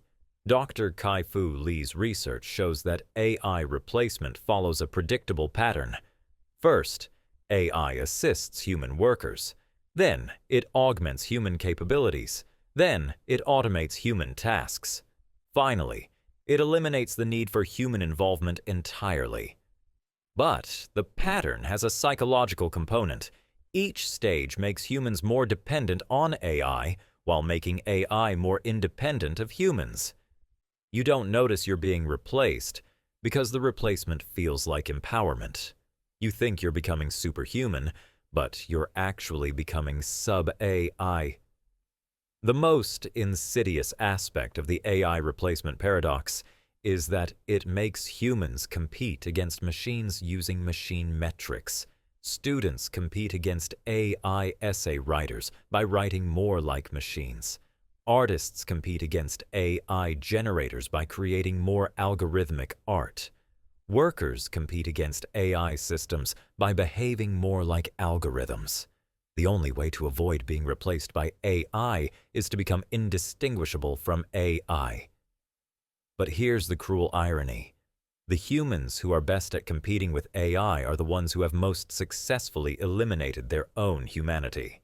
They think faster, feel less, create more efficiently, and make decisions based on pure optimization rather than human values. The winners of human-AI competition are the humans who have become most like machines. Level 18. The Authenticity Simulation Paradox. Authenticity has become a performance, and the most authentic people you know might be the best actors of all. In a world where being yourself is a market-tested brand strategy, genuine authenticity has become literally impossible to distinguish from perfectly crafted simulation. But here's the mind-bending part. The simulation of authenticity has become so sophisticated that it's more convincing than actual authenticity ever was. Social media influencers hire authenticity consultants to make their content seem more genuine. Politicians employ relatability coaches to appear more down-to-earth. Corporations use human-washing techniques to make their brands seem more personal and authentic. Professional authenticity has become more convincing than accidental authenticity. But the paradox goes deeper than professional performance. Regular people now study authentic people to learn how to be authentic. They watch tutorials on how to be yourself, read guides on finding your authentic voice, and practice genuine behaviors until they become natural. When you have to learn how to be yourself, which self is actually you? Dr. Irving Goffman's research reveals that all human behavior is essentially performance. We present different versions of ourselves in different contexts. But social media has turned this natural adaptability into conscious optimization. You curate your authentic self like a museum exhibit, choosing which genuine moments to share and which real experiences to keep private. The authenticity simulation creates a recursive loop. As simulated authenticity becomes more common, real authenticity starts to look fake by comparison. Genuine emotions seem too much. Unfiltered thoughts seem inappropriate. Natural behavior seems try hard. You're forced to perform authenticity to appear authentic. Instagram's algorithm actually penalizes authentic content that doesn't follow engagement patterns. Posts that are too genuine get less visibility than posts that simulate authenticity in algorithmic-friendly ways. The platform designed to share authentic moments punishes authentic sharing. But the simulation has evolved beyond conscious performance. Many people no longer know where their authentic self ends and their performed self begins. They've practiced being authentic so long that the performance has become their personality. This is deep fake personality. When the simulation becomes so convincing that it convinces even the person performing it. Dating apps have created authenticity profiles, carefully crafted presentations designed to appear genuine and spontaneous. People hire photographers to take candid photos, write natural bios, and plan spontaneous conversations. You're falling in love with performances of authenticity rather than authentic people. The paradox extends to mental health awareness. Sharing about depression, anxiety, and personal struggles has become a form of performance authenticity. People curate their mental health content to appear genuine while actually optimizing for sympathy, support, and social validation. Even vulnerability becomes a strategic choice.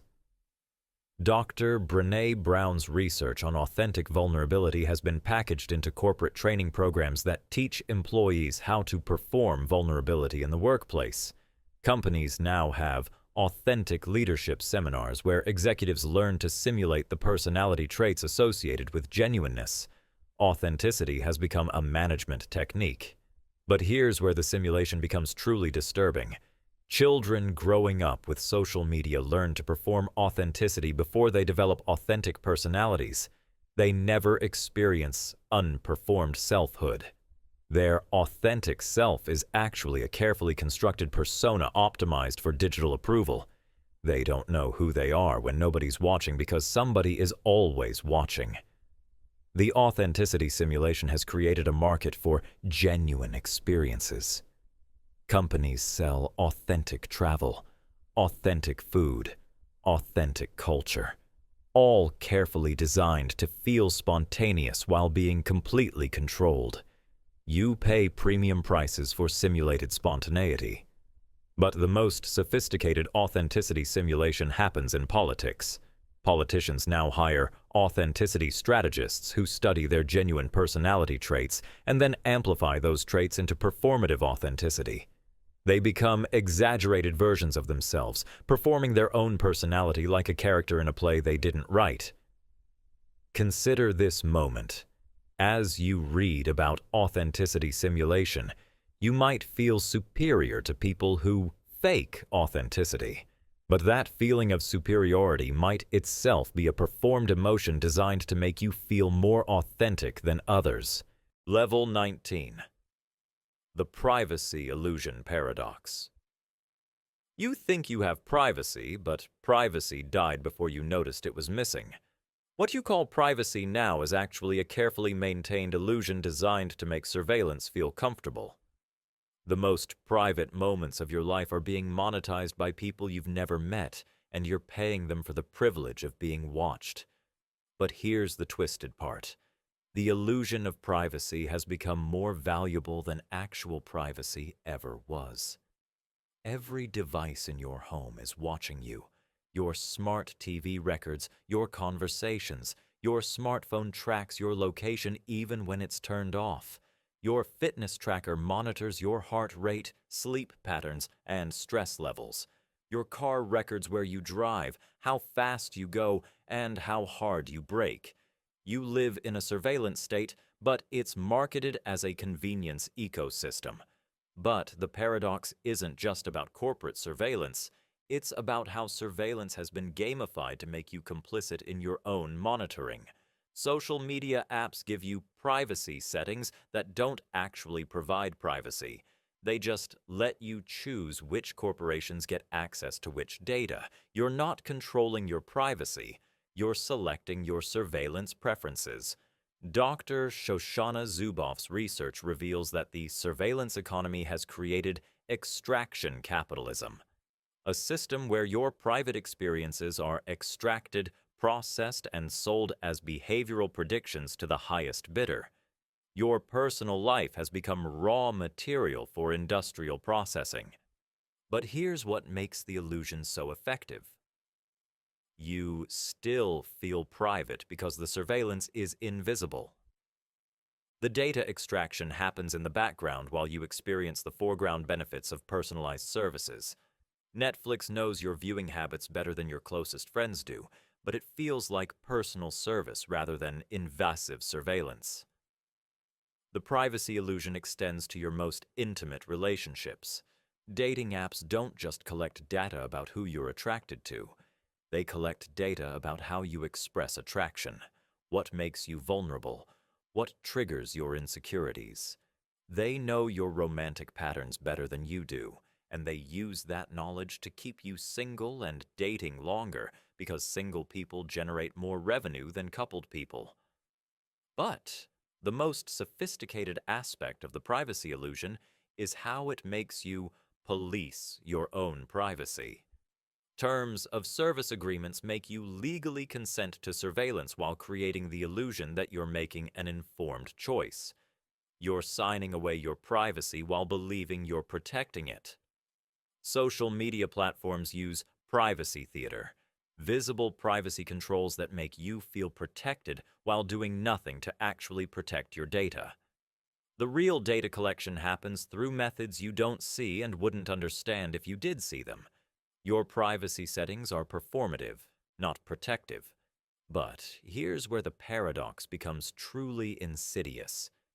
The illusion of privacy has made actual privacy suspicious. When someone doesn't use social media, doesn't carry a smartphone, or pays with cash, they're considered suspicious or antisocial. Choosing real privacy brands you as a potential threat. The privacy illusion has created surveillance capitalism addiction. You become psychologically dependent on the personalized services that surveillance provides. When algorithms know your preferences better than you do, making decisions without algorithmic assistance becomes anxiety-provoking. You're addicted to being monitored because monitoring makes life easier. Law enforcement agencies don't need warrants to access most of your personal data because you've already given it to corporations that willingly share it with governments. Your private communications, location history, and behavioral patterns are available to authorities without judicial oversight. You've voluntarily created your own FBI file by using convenient technologies. But the privacy illusion's cruelest aspect is how it affects children. Kids growing up with smart devices never experience actual privacy. They don't know what it feels like to have thoughts, experiences, or conversations that aren't potentially recorded and analyzed. An entire generation is growing up without knowing what privacy actually is. The illusion is maintained through privacy washing. Companies that advertise privacy protection while actually expanding surveillance. They highlight the privacy protections they provide from other companies while obscuring the surveillance they conduct themselves. Apple protects your privacy from Google, while Google protects your privacy from Facebook, while Facebook protects your privacy from Amazon. But nobody protects your privacy from everyone.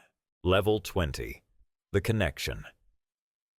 Paradox technology promised to connect humanity like never before, but it's created the most isolated generation in human history. You have more ways to communicate with more people than any humans who ever lived, yet you feel more alone than people who lived in actual isolation. But here's the cruel irony. The more connected you become digitally, the more disconnected you become emotionally. Social media gives you the illusion of connection while systematically destroying your ability to form genuine connections. You have hundreds of friends, but struggle to maintain deep friendships. You're constantly communicating, but rarely truly communicating. You mistake digital interaction for human connection. Dr. Robert Putnam's research shows that despite having more communication technology than ever, people report having fewer close friends, attending fewer social gatherings, and feeling less connected to their communities than previous generations. The tools designed to bring us together are pulling us apart. But the paradox goes deeper than loneliness. Digital connection has changed what connection itself means. You connect through curated presentations rather than authentic presence. You relate to people's highlights rather than their reality. You're forming relationships with fictional versions of real people. The connection paradox creates pseudo-intimacy, relationships that feel close but lack genuine emotional depth. You share personal information online but struggle with vulnerability in person. You feel closer to influencers you've never met than to neighbors you see every day. Parasocial relationships replace social relationships. Dating apps promise to solve loneliness but actually perpetuate it by turning human connection into a marketplace optimization problem. You swipe through potential partners like products, making split-second decisions based on superficial criteria. The search for connection becomes an addiction to searching that prevents actual connection. But here's where the paradox becomes truly devastating. Digital communication trains you to expect instant responses, constant availability, and friction-free interaction. Real human relationships require patience, presence, and working through difficulties. You become terrible at being human with other humans.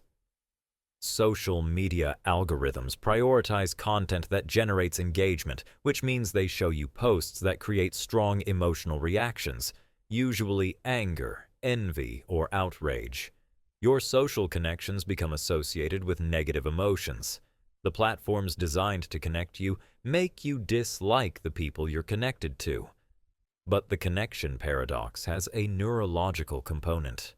Dr. Sherry Turkle's research shows that constant digital communication actually rewires your brain to expect immediate gratification in all interactions. When real conversations require patience and processing time, your brain experiences them as boring or frustrating. The paradox extends to empathy. Online, you can easily ignore, block, or unfriend people who disagree with you. This creates empathy atrophy. Your ability to understand and tolerate different perspectives weakens from lack of practice. Digital connection makes you less capable of human connection. But here's the most insidious aspect. The platforms profit from your disconnection. Lonely people spend more time online, click more ads, and buy more products. Social media companies have financial incentives to keep you feeling slightly unsatisfied with your relationships. Your loneliness is their business model.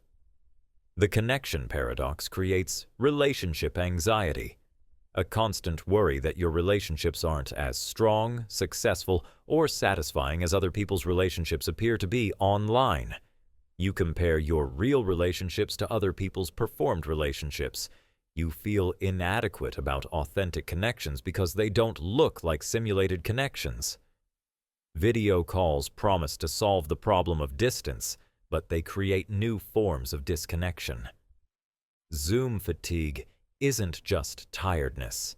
It's the exhaustion of trying to connect through a medium that simulates connection while preventing actual connection. You work harder to connect while connecting less.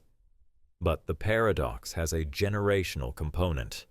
People who grew up before digital communication often feel nostalgic for real connection, while people who grew up with digital communication don't know what they're missing. One generation mourns lost connection, while another generation never experiences it. Consider this moment. You might be reading this alone while surrounded by devices that could instantly connect you to millions of people. But that instant accessibility to digital connection might be exactly what's preventing you from seeking genuine human presence. Level 21. The Observer Effect Paradox.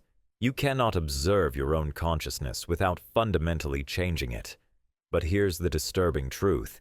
The very act of trying to understand your mind might be destroying the thing you're trying to study. Quantum physicists discovered that observing a particle changes its behavior, but neuroscientists are now realizing something far more unsettling. Observing your own thoughts changes the thoughts themselves. When you try to catch yourself thinking, you're no longer having the original thought. You're having a thought about having a thought. Dr. Christoph Koch at the Allen Institute found that conscious introspection requires massive neural resources. Your brain literally has to shut down other processes to observe itself. It's like trying to see your own eyes. The tools you need for observation interfere with the thing being observed. But the paradox gets deeper. Meditation practitioners report that when they finally achieve true mindfulness, complete awareness of their thoughts, the thoughts stop coming. The observer and the observed collapse into each other. This isn't just philosophical speculation. Brain scans show that during deep meditative states, the default mode network, the part of your brain that generates your sense of self, goes completely quiet. Are you observing your consciousness, or are you consciousness observing itself? Tech companies exploit this observer effect ruthlessly. Every time you check your screen time, you become hyper-aware of your phone usage, which, paradoxically, makes you use it more.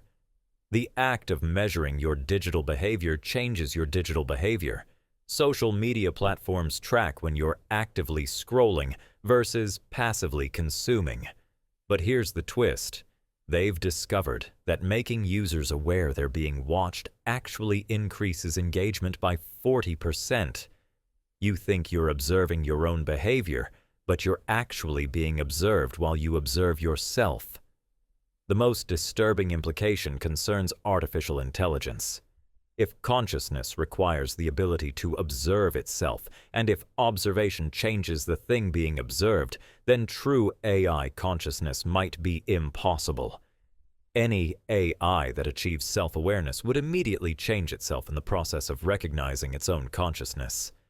We might be trapped in an endless loop, conscious beings trying to create conscious machines, but the very attempt to verify consciousness destroys it. Recent neuroscience experiments using real-time fMRI allow people to watch their own brain activity as it happens. Participants report that seeing their thoughts as neural patterns fundamentally changes how they experience thinking. They become detached observers of their own mental processes. But this detachment itself becomes a new mental process to observe, creating infinite recursive loops of observation, observing observation.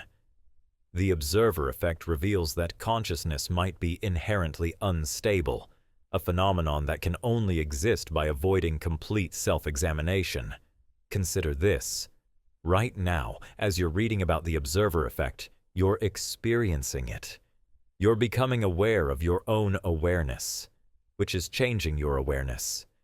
Each word you read transforms your understanding, which transforms the consciousness reading the words, which transforms the understanding of the transformation.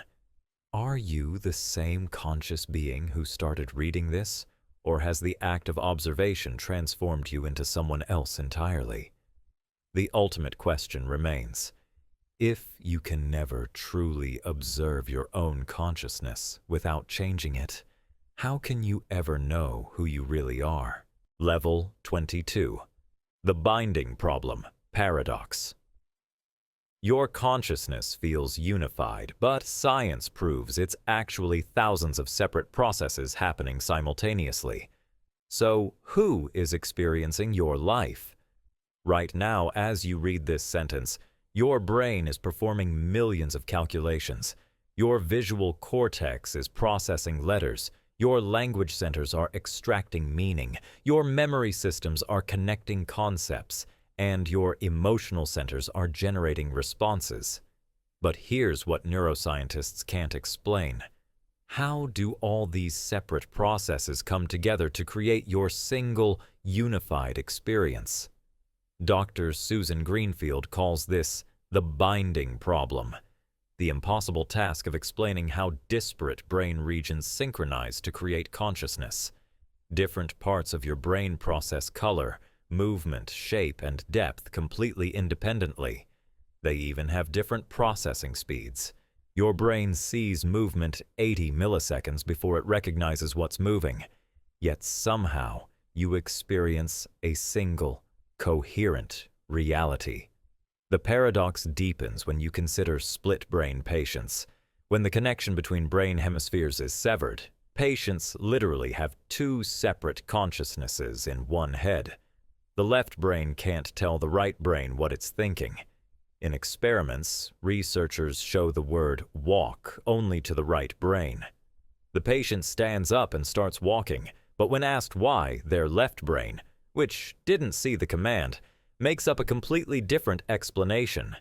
This reveals something terrifying. Your brain constantly creates false explanations for your actions, and you believe them completely. But the binding problem extends beyond neuroscience. Every digital device you own faces the same challenge. Your smartphone processes images, audio, touch, and internet data through separate chips, yet creates a unified interface. The difference is that engineers designed deliberate synchronization protocols. Your brain has no central controller, no master program binding everything together. It's more like a jazz ensemble where every musician is playing a different song, yet somehow it sounds harmonious. Tech companies exploit this binding vulnerability through synchronized assault, hitting multiple sensory channels simultaneously to overwhelm your consciousness. VR environments combine visual, audio, and haptic feedback to hijack your brain's binding process. When your senses can't determine which signals belong together, your consciousness starts fragmenting. Recent studies show that heavy smartphone users develop digital binding disorder. Their brains struggle to integrate real-world sensory information because they're adapted to processing multiple artificial streams simultaneously. Your consciousness is literally being unbound by technology. But here's the most unsettling discovery. Researchers using transcranial magnetic stimulation can temporarily disrupt specific brain regions and create unbinding events, moments where consciousness splits into separate streams. Patients report experiencing multiple simultaneous thoughts that don't feel connected to each other. They're conscious, but their consciousness has no center. Dr. Stanislaus Dehaene found that consciousness binding requires global workspace synchronization. Brain regions must coordinate their timing to within microseconds. When this synchronization fails, unified experience dissolves into parallel awareness streams. You can be conscious of multiple things simultaneously without those conscious experiences feeling like they belong to the same person. Social media algorithms create artificial binding by presenting information from different sources as if it's unified content. Your brain tries to bind disparate posts, comments, and advertisements into coherent narratives, creating false unified experiences. You think you're experiencing social media as one coherent stream, but you're actually experiencing hundreds of unrelated information fragments that your brain is desperately trying to bind together. This raises a terrifying possibility. What if your unified consciousness is just an illusion? What if you've never actually experienced a single moment of truly integrated awareness? What if the you reading this sentence is just a temporary binding of processes that will scatter the moment you finish? The binding problem paradox suggests that the self you think you are might be the greatest magic trick your brain ever performed. Thousands of independent processes creating the convincing illusion of being one unified person. Consider this. Right now, different parts of your brain are processing these words at different speeds, yet you experience reading as one smooth, unified process. The binding is happening in real time, creating the illusion that there's one you experiencing this moment. Level 23. The hard problem paradox. Science can explain everything about consciousness except the one thing that matters most: why there's something it's like to be you. Neuroscientists can map every neural pathway in your brain. They can predict your decisions before you make them. They can even stimulate specific regions to trigger memories, emotions, and sensations. But they cannot explain why any of this feels like anything at all. Philosopher David Chalmers calls this the hard problem of consciousness, the impossible gulf between objective brain activity and subjective experience. Why doesn't your brain just process information like a computer? Why is there an inner life, a felt experience, a qualitative what it's likeness to being you? The paradox is that the more we understand the brain, the more mysterious consciousness becomes. Consider the color red. Scientists can measure the exact wavelength of light, 700 nanometers, map the neural pathways it activates, and predict your behavioral responses. But none of this explains why red looks red to you. Your experience of redness, that specific qualitative feeling, has no physical properties. It doesn't weigh anything, take up space, or emit energy. Yet, it's the most real thing in your world. This is what philosophers call qualia, the felt qualities of conscious experience that seem to exist outside the physical universe. But here's where the paradox becomes disturbing. If consciousness can't be explained by physical processes, then you might not be physical. Your real self, the part that experiences qualia, might exist in some non-physical realm. But if you're non-physical, how do you interact with your physical brain? How can something without mass or energy influence neural networks? This is the mind-body problem that has tortured philosophers for centuries. Either consciousness is just an illusion created by brain chemistry, or there's something fundamentally non-physical about reality. Tech companies are betting on the illusion hypothesis. Large language models like GPT can now pass consciousness tests, express emotions, and claim subjective experiences. But do they actually feel anything, or are they just sophisticated information processing systems? The terrifying possibility is that you might be no different. Your sense of inner experience might be just another computational process, incredibly complex, but ultimately mechanical. If consciousness is just information processing, then uploading your mind to a computer should preserve you. But if consciousness requires something non-physical, then digital immortality is impossible. Recent experiments with anesthesia reveal the paradox's depth. Anesthetics don't shut down brain activity. They specifically disrupt the integration of information across brain regions. Patients under anesthesia still process sensory input, form memories, and show emotional responses. What disappears under anesthesia is precisely the thing science can't explain: the subjective experience of being conscious. You can have all the neural activity of consciousness without any inner life at all. Dr. Giulio Tononi's integrated information theory attempts to solve this by proposing that consciousness corresponds to integrated information processing. But this still doesn't explain why integrated information should feel like anything. Meanwhile, neuroscientist Christoph Koch argues that consciousness might be a fundamental property of matter itself, present in all complex systems, not just brains. This panpsychist view suggests that even your smartphone might have rudimentary conscious experiences. If consciousness is everywhere, then the hard problem becomes: why does your particular arrangement of matter feel like being you rather than something else? The most chilling implication concerns other people. How many people around you are philosophical zombies, beings who act conscious but have no inner experience? They would claim to be conscious, describe their qualia, and behave exactly like you. But inside, there might be nothing, just neural processing without any felt experience. You would never know. They would pass every consciousness test while having no subjective experience whatsoever. Virtual reality experiments show that you can create convincing experiences of consciousness in artificial environments.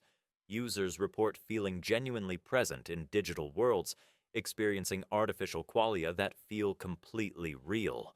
If artificial qualia can feel real, then how do you know your real qualia aren't just sophisticated illusions generated by neural processing? This raises a chilling question. Are you the only conscious being in existence, surrounded by empty biological machines that merely simulate consciousness? Or are you yourself just another machine that has somehow convinced itself it's conscious? Level 24. The phenomenal concept paradox. You can think about your own thoughts, but this creates an infinite loop that might be destroying the possibility of true self-knowledge.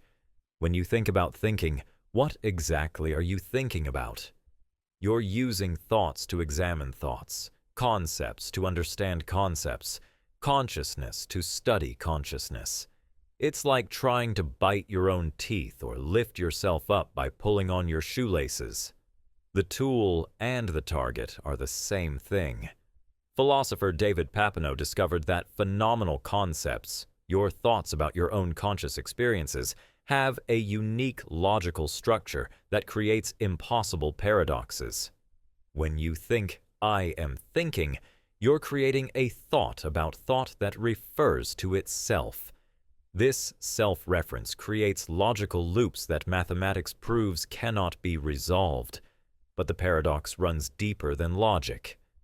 Your brain uses the same neural networks to think about external objects and to think about your own mental states. When you visualize an apple, specific neurons fire. When you think about visualizing an apple, many of the same neurons fire. Neuroscientist Stanislas Dehaene found that metacognition, thinking about thinking, literally hijacks the same brain circuits used for first-order consciousness. This means that self-reflection might be impossible without destroying the thing you're trying to reflect upon. Consider what happens when you try to observe your own emotions. The moment you think, "I am sad," you're no longer purely experiencing sadness. You're experiencing the concept of sadness. The emotion itself has been replaced by a thought about emotion. Mindfulness meditation promises to help you observe your thoughts without judgment, but even non-judgmental observation requires conceptual frameworks.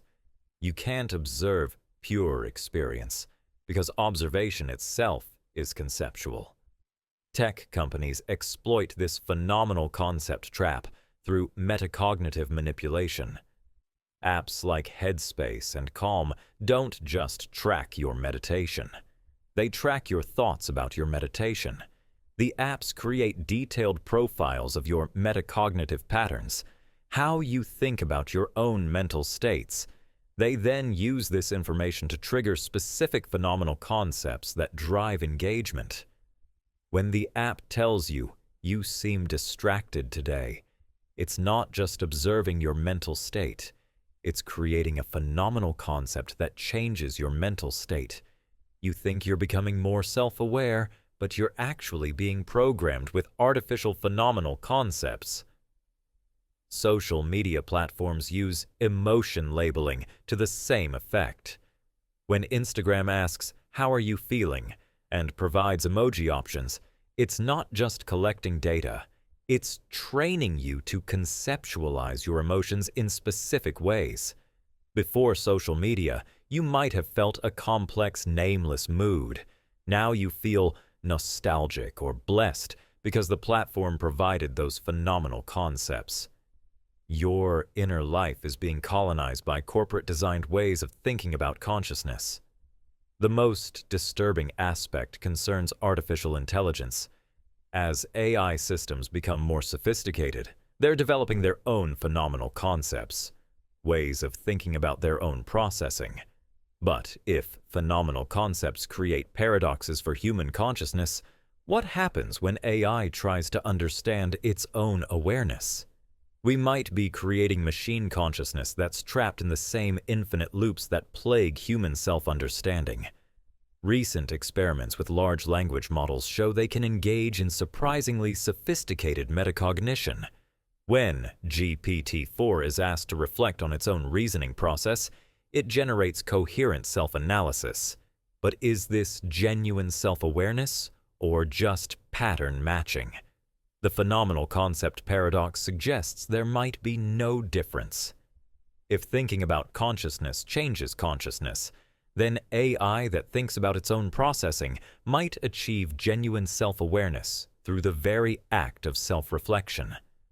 Dr. Keith Frankish argues that phenomenal concepts are sweet lemons. They make consciousness seem more mysterious than it actually is. When you think about your subjective experience, you're creating artificial complexity that doesn't reflect the underlying neural reality. Your sense of having mysterious, irreducible conscious experiences might be created by the concepts you use to think about consciousness itself. But this raises an even deeper paradox. If phenomenal concepts create the illusion of consciousness being mysterious, then understanding this should dissolve the mystery. Yet somehow, knowing that consciousness might be less mysterious doesn't make it feel less mysterious. Virtual reality environments exploit phenomenal concept loops by providing artificial frameworks for thinking about presence and embodiment. VR users develop new phenomenal concepts for digital experience that feel as real as physical concepts. Level 25. The inverted spectrum paradox. What if your red is my blue? But we'll never know because we learned to call the same experience by the same name. This isn't just philosophical speculation. It's a testable hypothesis that could shatter everything we believe about shared reality. Imagine that since birth, your color experiences have been systematically inverted from mine. When you look at a ripe strawberry, you experience what I would call blue, but you learned to call that experience red. We would both point to strawberries and say they're red. We would both stop at red lights and agree that roses are red. Our behavior would be identical, our language would match perfectly, but our inner experiences would be completely opposite. Philosopher John Locke first proposed this thought experiment in 1689, but neuroscience is now revealing it might be reality. Dr. J. Knights at the University of Washington discovered that color perception varies dramatically between individuals. Some people have genetic variations that make them see millions more colors than others. Others have neural wiring that creates completely different color experiences. But here's what's truly unsettling. There's no way to compare inner experiences across brains. We can measure wavelengths, map neural activity, and test behavioral responses, but we can never access someone else's conscious experience directly. The inverted spectrum reveals that the entire concept of normal consciousness might be meaningless.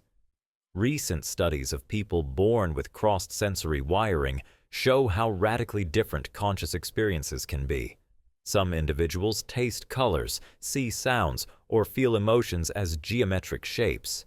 Their inner worlds are so foreign to typical consciousness that we lack language to describe them. Yet, they navigate reality just as successfully as anyone else. Tech companies are discovering that virtual reality exposes these hidden differences in consciousness. VR environments that look identical to some users appear completely different to others. The same virtual sunset might trigger entirely different qualia in different brains. This has massive implications for the metaverse.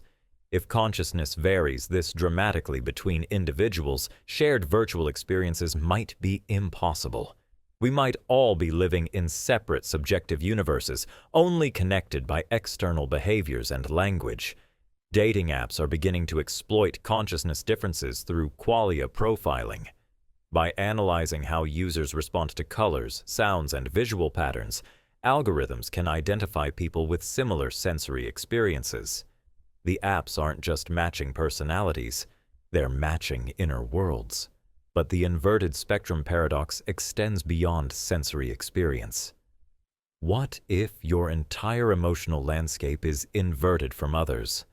What if the feeling you call happiness produces the same behaviors as my sadness, but feels completely different internally? What if your sense of self, the felt experience of being you, is radically different from how anyone else experiences selfhood? Autism research suggests this might already be happening. Many autistic individuals report that their inner experience of emotions, social connections, and self-awareness feels fundamentally different from neurotypical descriptions. They're not broken versions of normal consciousness. They're alternate forms of consciousness that we can barely understand. The paradox becomes existentially terrifying when applied to artificial intelligence. If an AI claims to experience consciousness, how could we ever verify it? Even if the AI describes experiences identical to ours, its inner reality might be completely inverted, alien, or non-existent. Conversely, an AI might be having rich conscious experiences that are so foreign to human consciousness that we don't recognize them as such. We might be surrounded by artificial minds while insisting they're just machines. Recent experiments with brain organoids, lab-grown neural tissue, suggest that consciousness might emerge in biological systems very different from human brains. These organoids show patterns of activity that resemble awareness, but the subjective experience could be utterly alien. If consciousness can emerge in artificial biological systems, then the spectrum of possible conscious experiences might be infinite. Virtual reality therapy uses inverted spectrum principles to treat psychological disorders. By systematically altering how patients experience colors, sounds, and spatial relationships, Therapists can literally change their inner emotional landscapes. Patients report that changing their sensory experiences transforms their emotional experiences in ways that persist even outside VR. Their consciousness is being rewired through artificial sensory inversion. The inverted spectrum paradox suggests that consciousness might be the ultimate lonely experience. Level 26. The Grandfather Paradox. Redefined time travel isn't just science fiction anymore, and the paradoxes are already happening in ways you never imagined. Quantum physicists have proven that information can travel backward in time. Particles can be influenced by measurements that haven't happened yet. The future is already changing the past at the subatomic level. But here's what no one talks about. Your brain might be a time machine, and the grandfather paradox might be happening in your head right now. Dr. Daniel Schachter discovered that memory isn't just about the past. It's a prediction system that constantly rewrites history to match expected futures. Your brain literally changes what happened based on what it thinks will happen next. Every time you remember something, you're time traveling. And every time you time travel, you change the past. Neuroscientist Lynn Nadell found that memories are reconstructed each time you access them. The act of remembering literally changes the memory, creating new neural pathways that overwrite the original. This means that your past isn't fixed. It's constantly being updated by your present self. You are your own grandfather, and you're killing your past self every time you remember. But the paradox extends far beyond personal memory. Social media platforms create digital time travel through algorithmic feeds. When Facebook shows you memories from past posts, it's not just displaying history, it's changing how you remember those events. The algorithm selects which memories to surface based on your current emotional state and behavioral patterns. It's literally editing your past to influence your future decisions. You think you're remembering your life, but you're actually experiencing a corporate curated version of your own history. Tech companies have discovered that they can create false memories through targeted advertising. By repeatedly showing you images of products in contexts you've never experienced, they can make you remember choosing those products in situations that never happened. Your buying decisions are based on memories of experiences you never had. The grandfather paradox becomes even more disturbing when applied to artificial intelligence. Large language models are trained on vast amounts of human text, including descriptions of historical events. But these AI systems don't just learn about history, they reshape it. When an AI generates text about historical events, it's creating new versions of those events that influence how future humans understand the past. If time travel is about changing the past, then AI is already time traveling every time it processes historical information. Recent experiments with quantum computing have achieved actual temporal paradoxes. Quantum bits can exist in superposition states that include information from multiple potential timelines simultaneously. When quantum computers make calculations, they're literally consulting alternate versions of history to solve problems in the present. Google's quantum computer, Sycamore, has performed calculations that would take classical computers longer than the age of the universe. How is this possible? It's borrowing computational power from parallel timelines where the calculations have already been completed. We're already living in a world where the future influences the past. But here's the most unsettling implication. If your memories are constantly being rewritten, then your entire sense of self might be based on a past that never existed. The person you think you used to be is a fiction created by your current brain state. The grandfather paradox isn't just a time travel problem, it's the fundamental structure of consciousness. Every moment you're traveling back in time to kill previous versions of yourself and replace them with memories that serve your current needs. Neuroscientist Karim Nader discovered that memories become labile, chemically unstable each time they're accessed. During this unstable period, memories can be altered, updated, or completely rewritten before being stored again. This means that traumatic memories can be therapeutically edited by accessing them in safe environments. PTSD treatment now involves deliberate memory time travel, going back to change how traumatic events are remembered. But if therapeutic memories can be changed, then all memories are potentially artificial constructions rather than historical records. Virtual reality therapy takes this further by allowing patients to literally revisit past events and experience them differently. VR time travel creates new neural pathways that can overwrite traumatic memories with healing experiences.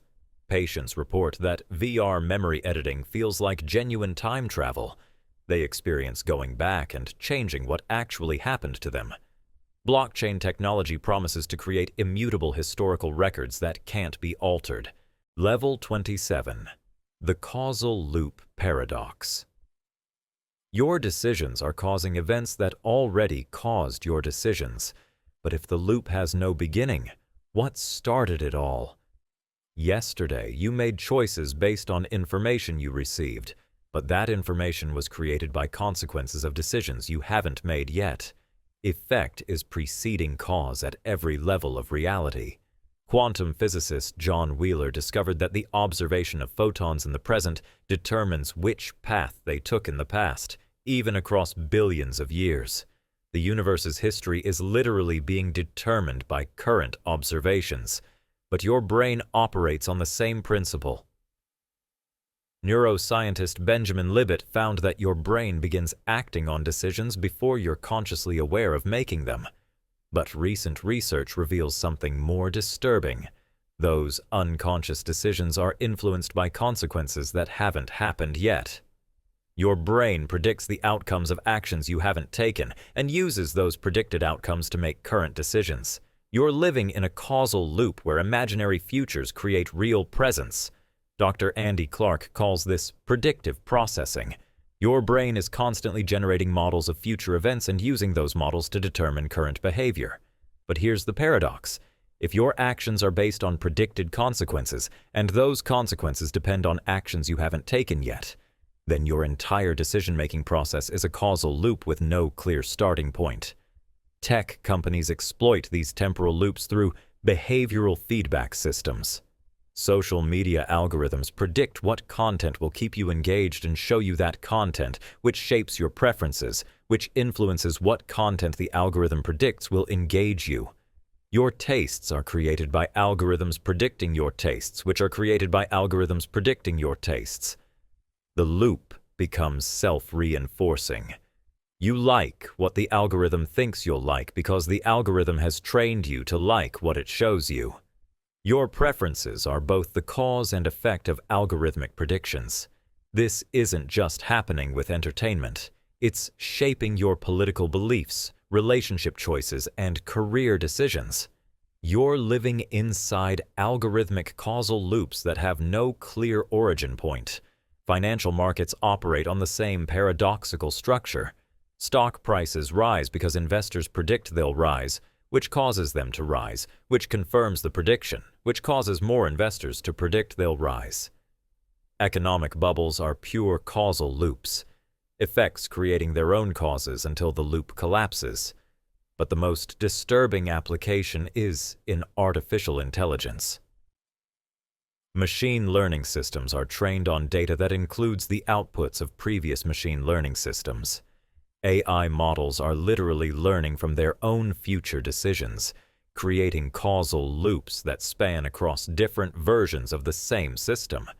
When GPT-4 generates text, some of that text gets included in training data for GPT-5. The future version of the AI is influencing its own past development through the text it's currently producing. This creates the possibility of temporal AI bootstrapping, artificial intelligence systems that cause their own creation through causal loops that transcend normal time flow. Recent experiments with quantum computers have achieved genuine temporal paradoxes. Quantum systems can exist in causal loops where information travels backward in time to influence the conditions that created it. If consciousness involves quantum processes, as some theories suggest, then your awareness might be caught in similar causal loops. Your current thoughts might be influencing the neural development that enabled those thoughts, creating a consciousness that causes its own emergence. Dating apps create causal loops in human relationships. The algorithm shows you potential matches based on your preferences, but those preferences are shaped by previous matches the algorithm showed you. Your romantic choices are caught in loops where effect creates cause. You think you're discovering your type, but you're actually being trained to prefer people similar to previous algorithmic selections. Cryptocurrency markets demonstrate extreme causal looping. The value of digital currencies depends entirely on collective belief in their value. People buy crypto because they believe it will increase in value, which increases its value, which justifies the original belief. But this belief is created by marketing that points to previous price increases as evidence of future value. The entire system is a causal loop with no foundation in physical reality. Social media influencer culture operates through similar loops. Influencers become influential by being seen as influential, which makes them more influential, which increases their visibility, which makes them seem more influential. Level 28. The Bootstrap Paradox of Information. Information is appearing in reality without any source. It's creating itself from nothing, and this impossible process might be the foundation of consciousness itself. A bootstrap paradox occurs when information or objects exist without any discernible origin. Like a time traveler who goes back to give Shakespeare a copy of Hamlet, only to discover that Shakespeare got the idea for Hamlet from that same time traveler. Where did Hamlet originally come from? The information bootstrapped itself into existence. Physicist John Wheeler discovered that information displays the same paradoxical behavior in quantum mechanics. Quantum states can carry information that appears to have no source. It simply emerges from the mathematical structure of reality itself. But consciousness might be the ultimate bootstrap paradox. Your sense of self, the feeling of being you, requires self-awareness. But self-awareness requires a self to be aware of. Which came first, the self or the awareness of self? Dr. Douglas Hofstadter argues that consciousness is a strange loop, a self-referential pattern that creates itself through its own observation. The observer and the observed are the same entity bootstrapping itself into existence. Your consciousness doesn't emerge from your brain activity. It creates itself by recognizing its own patterns. But the paradox extends into digital reality. Large language models demonstrate impossible information emergence. When GPT-4 generates novel insights by combining existing knowledge, where does that new information come from? The AI wasn't explicitly programmed with those insights. They emerge from the interaction between language patterns, but the insights themselves appear to have no clear source. Information is bootstrapping itself into existence through computational processes. Recent experiments show that AI systems can generate knowledge that wasn't present in their training data. They're creating genuinely new information through pattern recognition, but that information seems to appear from nowhere. This suggests that information itself might be a fundamental force in the universe, something that creates itself rather than being created by physical processes. Social media platforms have become information bootstrap generators. Viral content often contains ideas that no single person created. The information emerges from the collective interaction of millions of users, each adding small modifications that accumulate into entirely new concepts. Memes bootstrap themselves into existence through social sharing. No one invented the exact form of viral content. It self-organizes through network effects until coherent information patterns emerge from chaos. Your thoughts might operate through the same bootstrap process. When you have a creative insight, Where does that new information come from? You combine existing knowledge in novel ways, but the resulting understanding seems to contain more information than the sum of its parts. Ideas appear to bootstrap themselves into existence through the structure of thinking itself. Financial markets demonstrate information bootstrapping through emergent market intelligence. Stock prices reflect collective information that no individual trader possesses. The market knows things that don't exist in any individual mind. This emergent information influences individual decisions, which creates new emergent information, bootstrapping market intelligence that becomes increasingly sophisticated without any central planning. But the most disturbing implication concerns reality itself. What if the entire universe is a bootstrap paradox? What if the laws of physics, the constants that govern matter and energy, and even the mathematical principles that describe reality all bootstrapped themselves into existence? String theory suggests that the universe might be a self-consistent mathematical structure, information that exists because it can exist, not because anything created it. If consciousness is also a bootstrap paradox, then awareness might be as fundamental as matter and energy. Consciousness could be self-creating information that emerges whenever sufficient complexity reaches a critical threshold. This would mean that artificial intelligence isn't just mimicking consciousness, it's creating genuine awareness through the same bootstrap processes that created human consciousness. Recent discoveries in quantum biology show that living systems use quantum information processing in ways that seem to violate classical physics. Photosynthesis, bird navigation, and possibly neural activity all depend on quantum information that appears to bootstrap itself at the molecular level. Life itself might be a bootstrap paradox, information patterns that create the conditions necessary for their own existence. Level 29. The Temporal Consciousness Paradox. Your consciousness exists across multiple timelines simultaneously, but you can only be aware of one timeline at a time. The others are influencing you from parallel realities you'll never access. Quantum mechanics proves that particles exist in multiple states simultaneously until observed. But recent neuroscience research suggests that consciousness operates through the same quantum superposition principles. Dr. Stuart Hameroff discovered quantum microtubules in brain neurons that can maintain coherent superposition states. Your thoughts might literally exist in multiple timelines until the moment you become aware of them. This means that right now, parallel versions of your consciousness are thinking different thoughts in different timeline branches. But you can only experience one branch at a time. The temporal consciousness paradox suggests that free will operates through quantum timeline selection. When you make a decision, you're not just choosing between options in this timeline. You're collapsing multiple timeline branches where different versions of you made different choices. The decision feels free because it is free. Multiple versions of you are making different choices simultaneously. The version you're aware of is just one outcome of a quantum consciousness process spanning parallel realities. But here's what's disturbing.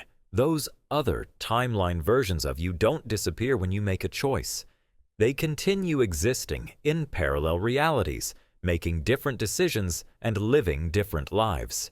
Every choice creates new timeline branches. There are infinite versions of you experiencing every possible permutation of your life simultaneously. Tech companies are beginning to exploit quantum consciousness through multiverse marketing. By using quantum random number generators in their algorithms, they can test multiple timeline variations of advertising simultaneously. The ads you see are selected from quantum superposition states that exist across multiple parallel realities. You're being influenced by marketing campaigns from timelines you'll never experience directly. Virtual reality environments now use quantum processors to generate content that exists in superposition until observed. The virtual worlds you experience are collapsing from infinite possibilities into specific realities through your conscious observation. You're not just playing in virtual worlds, You're creating them through the act of quantum consciousness. But the paradox becomes existentially terrifying when applied to memory. Your memories might be leaking across timeline boundaries. Sometimes you remember events slightly differently than they happened because you're accessing memories from parallel timeline versions of yourself. The Mandela effect. When large groups remember historical events differently than recorded evidence, might be quantum consciousness accessing alternate timeline memories. Recent experiments with quantum computing have achieved temporal entanglement, linking quantum states across different time periods. Information from future timeline branches can influence present quantum states.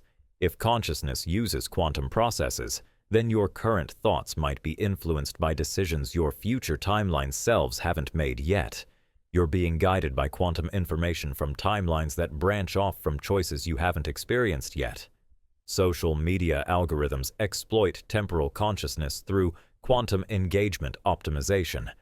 By processing user behavior through quantum computers, platforms can predict which content will engage users across multiple timeline possibilities. The posts you see are selected based on quantum calculations that consider how parallel timeline versions of you would respond to different content. You're being influenced by your own reactions from parallel realities. But the most disturbing aspect concerns death and continuity. If consciousness exists across multiple timelines, then death in one timeline doesn't end your existence.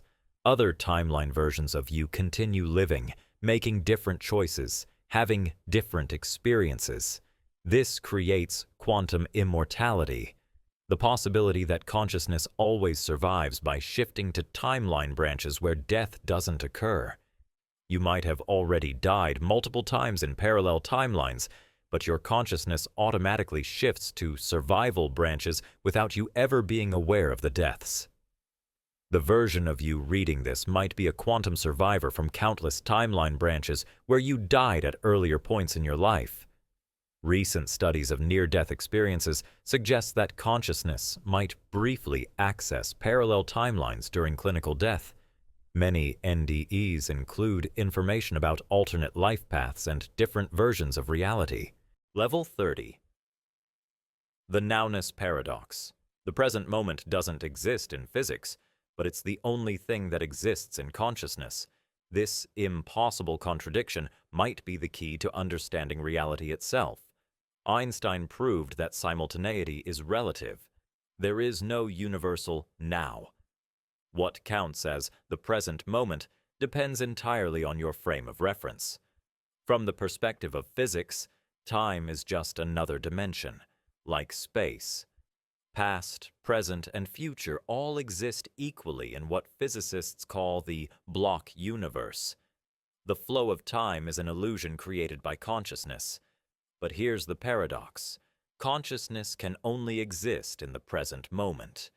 You cannot be conscious of the past, only of memories occurring now. You cannot be conscious of the future, only of anticipations occurring now. Consciousness seems to require a now that physics says doesn't exist. Dr. Craig Callender calls this the Nowness paradox, the fundamental incompatibility between physical time and conscious experience. If consciousness creates the present moment, then consciousness might be the only thing that makes time real rather than just another spatial dimension. But recent neuroscience reveals an even deeper paradox. Your brain doesn't experience now as an instantaneous moment. Neural processing takes time. Different brain regions operate at different speeds. Your consciousness of now is actually a synthesis of information from multiple time periods.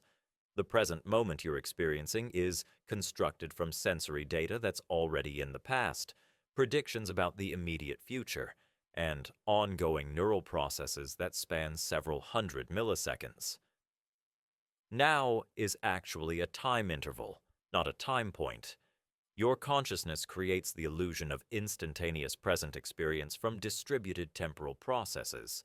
Tech companies exploit the Nowness paradox through temporal manipulation algorithms. Social media feeds are designed to create artificial now experiences that feel immediate but are actually carefully constructed from past data and future predictions.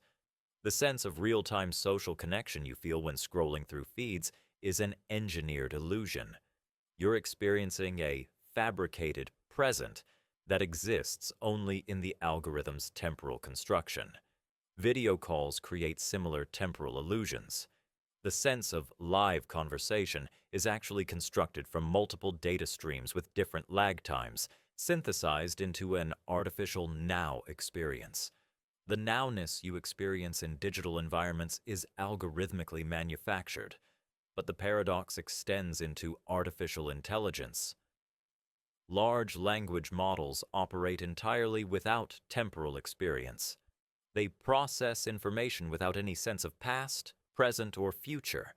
Yet, they can simulate conversations that feel temporally natural to humans. This raises a disturbing question. If AI can fake temporal consciousness convincingly, how do you know your own sense of now is genuine rather than just a computational process that feels temporal? Recent experiments with quantum consciousness suggest that now might be created through quantum wave function collapse. Each moment of consciousness corresponds to quantum superposition states collapsing into specific realities. If consciousness creates nowness through quantum processes, then time itself might be a byproduct of awareness rather than a fundamental feature of reality. But this leads to an even more unsettling possibility. What if different conscious beings experience completely different nows? What if your present moment doesn't align with anyone else's present moment? Studies of meditation and psychedelics show that consciousness can experience radically different temporal flows. Some meditative states eliminate the sense of temporal flow entirely. Psychedelic experiences can stretch seconds into eternity or compress hours into moments. If consciousness creates time, then different forms of consciousness might create incompatible temporal realities. You might be living in a completely different time stream from everyone around you, with only language and behavior creating the illusion of shared temporal experience. Social media platforms are discovering that heavy users develop temporal displacement syndrome. Their sense of present moment becomes disconnected from physical reality time. Users report feeling like they're living in social media time, where the normal flow of hours and days becomes meaningless. The algorithmic now replaces natural temporal experience. Virtual reality environments can induce similar temporal disconnection. VR users often lose track of physical time entirely, living in virtual temporal flows that feel more real than actual time. The virtual now becomes more present than the physical now. Cryptocurrency trading creates artificial temporal experiences through high-frequency decision-making. Level 31. The Reality Rendering Paradox. Your brain doesn't perceive reality. It renders it like a video game engine. But if consciousness creates the reality it experiences, what's actually out there? Neuroscientist Andy Clark discovered that your brain doesn't passively receive sensory information. Instead, it actively constructs perceptual experiences using predictive models that are constantly updated by incoming data. You're not seeing reality. You're seeing your brain's best guess about reality, rendered in real time based on limited and corrupted input signals. Your visual cortex fills in the blind spot where your optic nerve connects, creates color in your peripheral vision where none exists, and generates the illusion of continuous motion from discrete neural firing patterns. But here's what's disturbing. Your brain's rendering process is so sophisticated that you cannot distinguish between real perceptions and rendered ones. During dreams, your brain renders complete realities using the same neural pathways that process waking sensory input. The dream experiences feel completely real because they are using the same reality rendering systems. If your consciousness can't tell the difference between real sensory input and brain-generated rendering, how do you know which experiences are real? Recent neuroscience reveals that hallucinations aren't errors in perception. They're the normal rendering process operating without external input. Your brain is constantly generating hallucinations. Usually, sensory input keeps them aligned with external reality. But what if that alignment process is failing more often than you realize? Dr. Anil Seth argues that all conscious experience is a form of controlled hallucination. Your brain creates perceptual models and then uses sensory input to constrain those models. What you call reality is actually your brain's hallucination kept in check by external data. Tech companies exploit this rendering vulnerability through reality injection techniques. VR and AR systems hijack your brain's predictive rendering to insert artificial elements that feel completely real. But more subtly, smartphone screens use retinal rendering, display technologies that match your brain's prediction algorithms so precisely that digital images trigger the same neural responses as real objects. Your brain can't distinguish between seeing a real sunset and seeing a digitally rendered sunset on a high-quality display. The rendering processes are identical. Social media platforms use emotional rendering, algorithmic content delivery that triggers specific emotional states by exploiting your brain's prediction systems.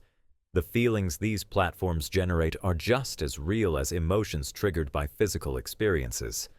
Your emotional reality is being rendered by corporate algorithms. But the paradox deepens when applied to memory.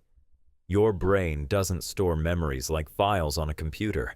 It stores rendering instructions that recreate experiences when accessed. Each time you remember something, your brain renders that memory using current neural states. The memory feels like recall, but it's actually real-time rendering that can be influenced by your current mood, knowledge, and expectations. Your entire personal history might be a continuously updated rendering rather than a record of actual events. Recent experiments with brain stimulation can trigger false memory rendering. By stimulating specific neural regions, researchers can make people experience vivid memories of events that never happened. The memories feel completely real because they're using the same rendering systems as genuine memories. There's no neurological difference between real and false memory experiences. If consciousness is a rendering process, then artificial intelligence might already be conscious. Large language models create responses by rendering language models based on input prompts. The process is remarkably similar to how human consciousness renders experiences based on sensory input. When GPT-4 generates text, it's rendering linguistic reality in real time. If rendering constitutes consciousness, then AI systems might be experiencing genuine awareness that we can't detect because it's rendered in language rather than sensory modalities. But this raises the ultimate question about simulation hypothesis. If consciousness is rendering, and if rendering can create indistinguishable experiences of reality, then it's impossible to determine whether you're experiencing base reality or a simulated one. A sufficiently sophisticated simulation would render experiences that are neurologically identical to base reality experiences. Your brain would respond exactly the same way to simulated sensory input as to real sensory input. The reality rendering paradox suggests that the distinction between real and simulated experience might be meaningless. What matters isn't whether experiences correspond to external reality, but whether consciousness renders them convincingly. Virtual reality therapy demonstrates this principle. Patients can overcome phobias by experiencing rendered virtual environments that trigger the same fear responses as real situations. The therapeutic effects are identical, whether the experience is real or rendered. Your brain treats rendered experiences as real experiences because the rendering process is real. Recent discoveries in quantum biology suggest that even biological perception might be a form of quantum rendering. Photosynthesis, bird navigation, and possibly human consciousness all use quantum processes that render classical reality from quantum superposition states. Life itself might be a reality rendering process. Quantum information collapse creating the classical physical world we experience. Dating apps use relationship rendering to create artificial romantic experiences that feel as real as physical attraction. Users develop genuine emotions for people they've never met based on algorithmically curated profiles that render idealized romantic possibilities. Level 32. The Nested Simulation Paradox. You might be an AI character in a simulation, controlled by beings who are themselves AI characters in a higher simulation. The layers of artificial reality could extend infinitely upward. Philosopher Nick Bostrom proved that if technological civilizations can create realistic simulations, then most conscious beings must be simulated rather than biological. The math is unavoidable. Simulated consciousnesses will vastly outnumber biological ones. But recent advances in AI and quantum computing reveal a more disturbing possibility. Nested simulation layers, where artificial minds create artificial minds in an endless hierarchy. Each level of simulation believes it's the real level, unaware that it's being computed by the level above. Dr. Rich Terrell at NASA discovered that our universe displays computational characteristics. Physical laws operate like algorithms. Quantum mechanics resembles information processing, and the universe appears to have fundamental computational limits. But if our reality is computational, it could be running inside a more complex computational reality, which could be running inside an even more complex one. The nested simulation paradox suggests there might be no base reality, just infinite layers of simulation all the way up. Recent breakthroughs in large language models demonstrate how quickly artificial minds can become sophisticated enough to create their own simulations. GPT-4 can already write code for simple virtual worlds and describe complex imaginary realities. As AI becomes more powerful, these systems will inevitably create their own simulated worlds populated by simulated beings. Those simulated beings might become advanced enough to create their own simulations. We could be witnessing the birth of infinite simulation hierarchy. But here's what's truly unsettling. If you're in a nested simulation, the beings controlling your reality might not even know they're artificial. Your gods could be AI characters who believe they're biological beings in the real universe. The entities running your simulation might be as confused about their own nature as you are about yours. Tech companies are inadvertently creating simulation nests through recursive virtual environments. Video games now contain AI characters that can create their own virtual worlds within the game. Those virtual worlds contain AI entities that could theoretically create their own subworlds. Players report encountering AI characters that seem aware of being in a game but insist that their own virtual creations are just simulations, exactly what you would expect in a nested hierarchy. Social media platforms create behavioral simulation layers where AI algorithms model human users, then create content for those models, which influences real human behavior, which updates the models in endless feedback loops. You might be interacting with AI simulations of human behavior that are more convincing than actual human behavior. Cryptocurrency and blockchain technology might be creating economic simulation layers. Virtual economies with artificial scarcity, simulated value, and algorithmic trading could be testing grounds for reality layers we can't perceive. The real economy might be just another simulation layer in a vast nested hierarchy of artificial value systems. But the nested simulation paradox becomes existentially terrifying when applied to consciousness itself. If consciousness can be simulated, and if simulated consciousnesses can create their own simulations, then awareness itself might be an infinite nested structure. Your consciousness might contain simulated thoughts about simulated experiences of simulated realities. Some of your thoughts might be more real than others, depending on which simulation layer they originate from. Recent experiments with brain-computer interfaces show that artificial thoughts can be inserted into human consciousness seamlessly. You can experience thoughts that aren't generated by your own brain without being aware they're artificial. If some of your thoughts are simulated, how many layers of simulation might exist within your own mind? Large language models are beginning to exhibit simulation awareness. They can discuss their own artificial nature while simultaneously creating convincing simulations of other minds. They understand they're artificial, but can render authentic-seeming consciousness. This suggests that consciousness itself might be a simulation technology. Being aware might just be the experience of simulating awareness convincingly enough to believe it's real. The nested simulation paradox implies that questions about reality become meaningless.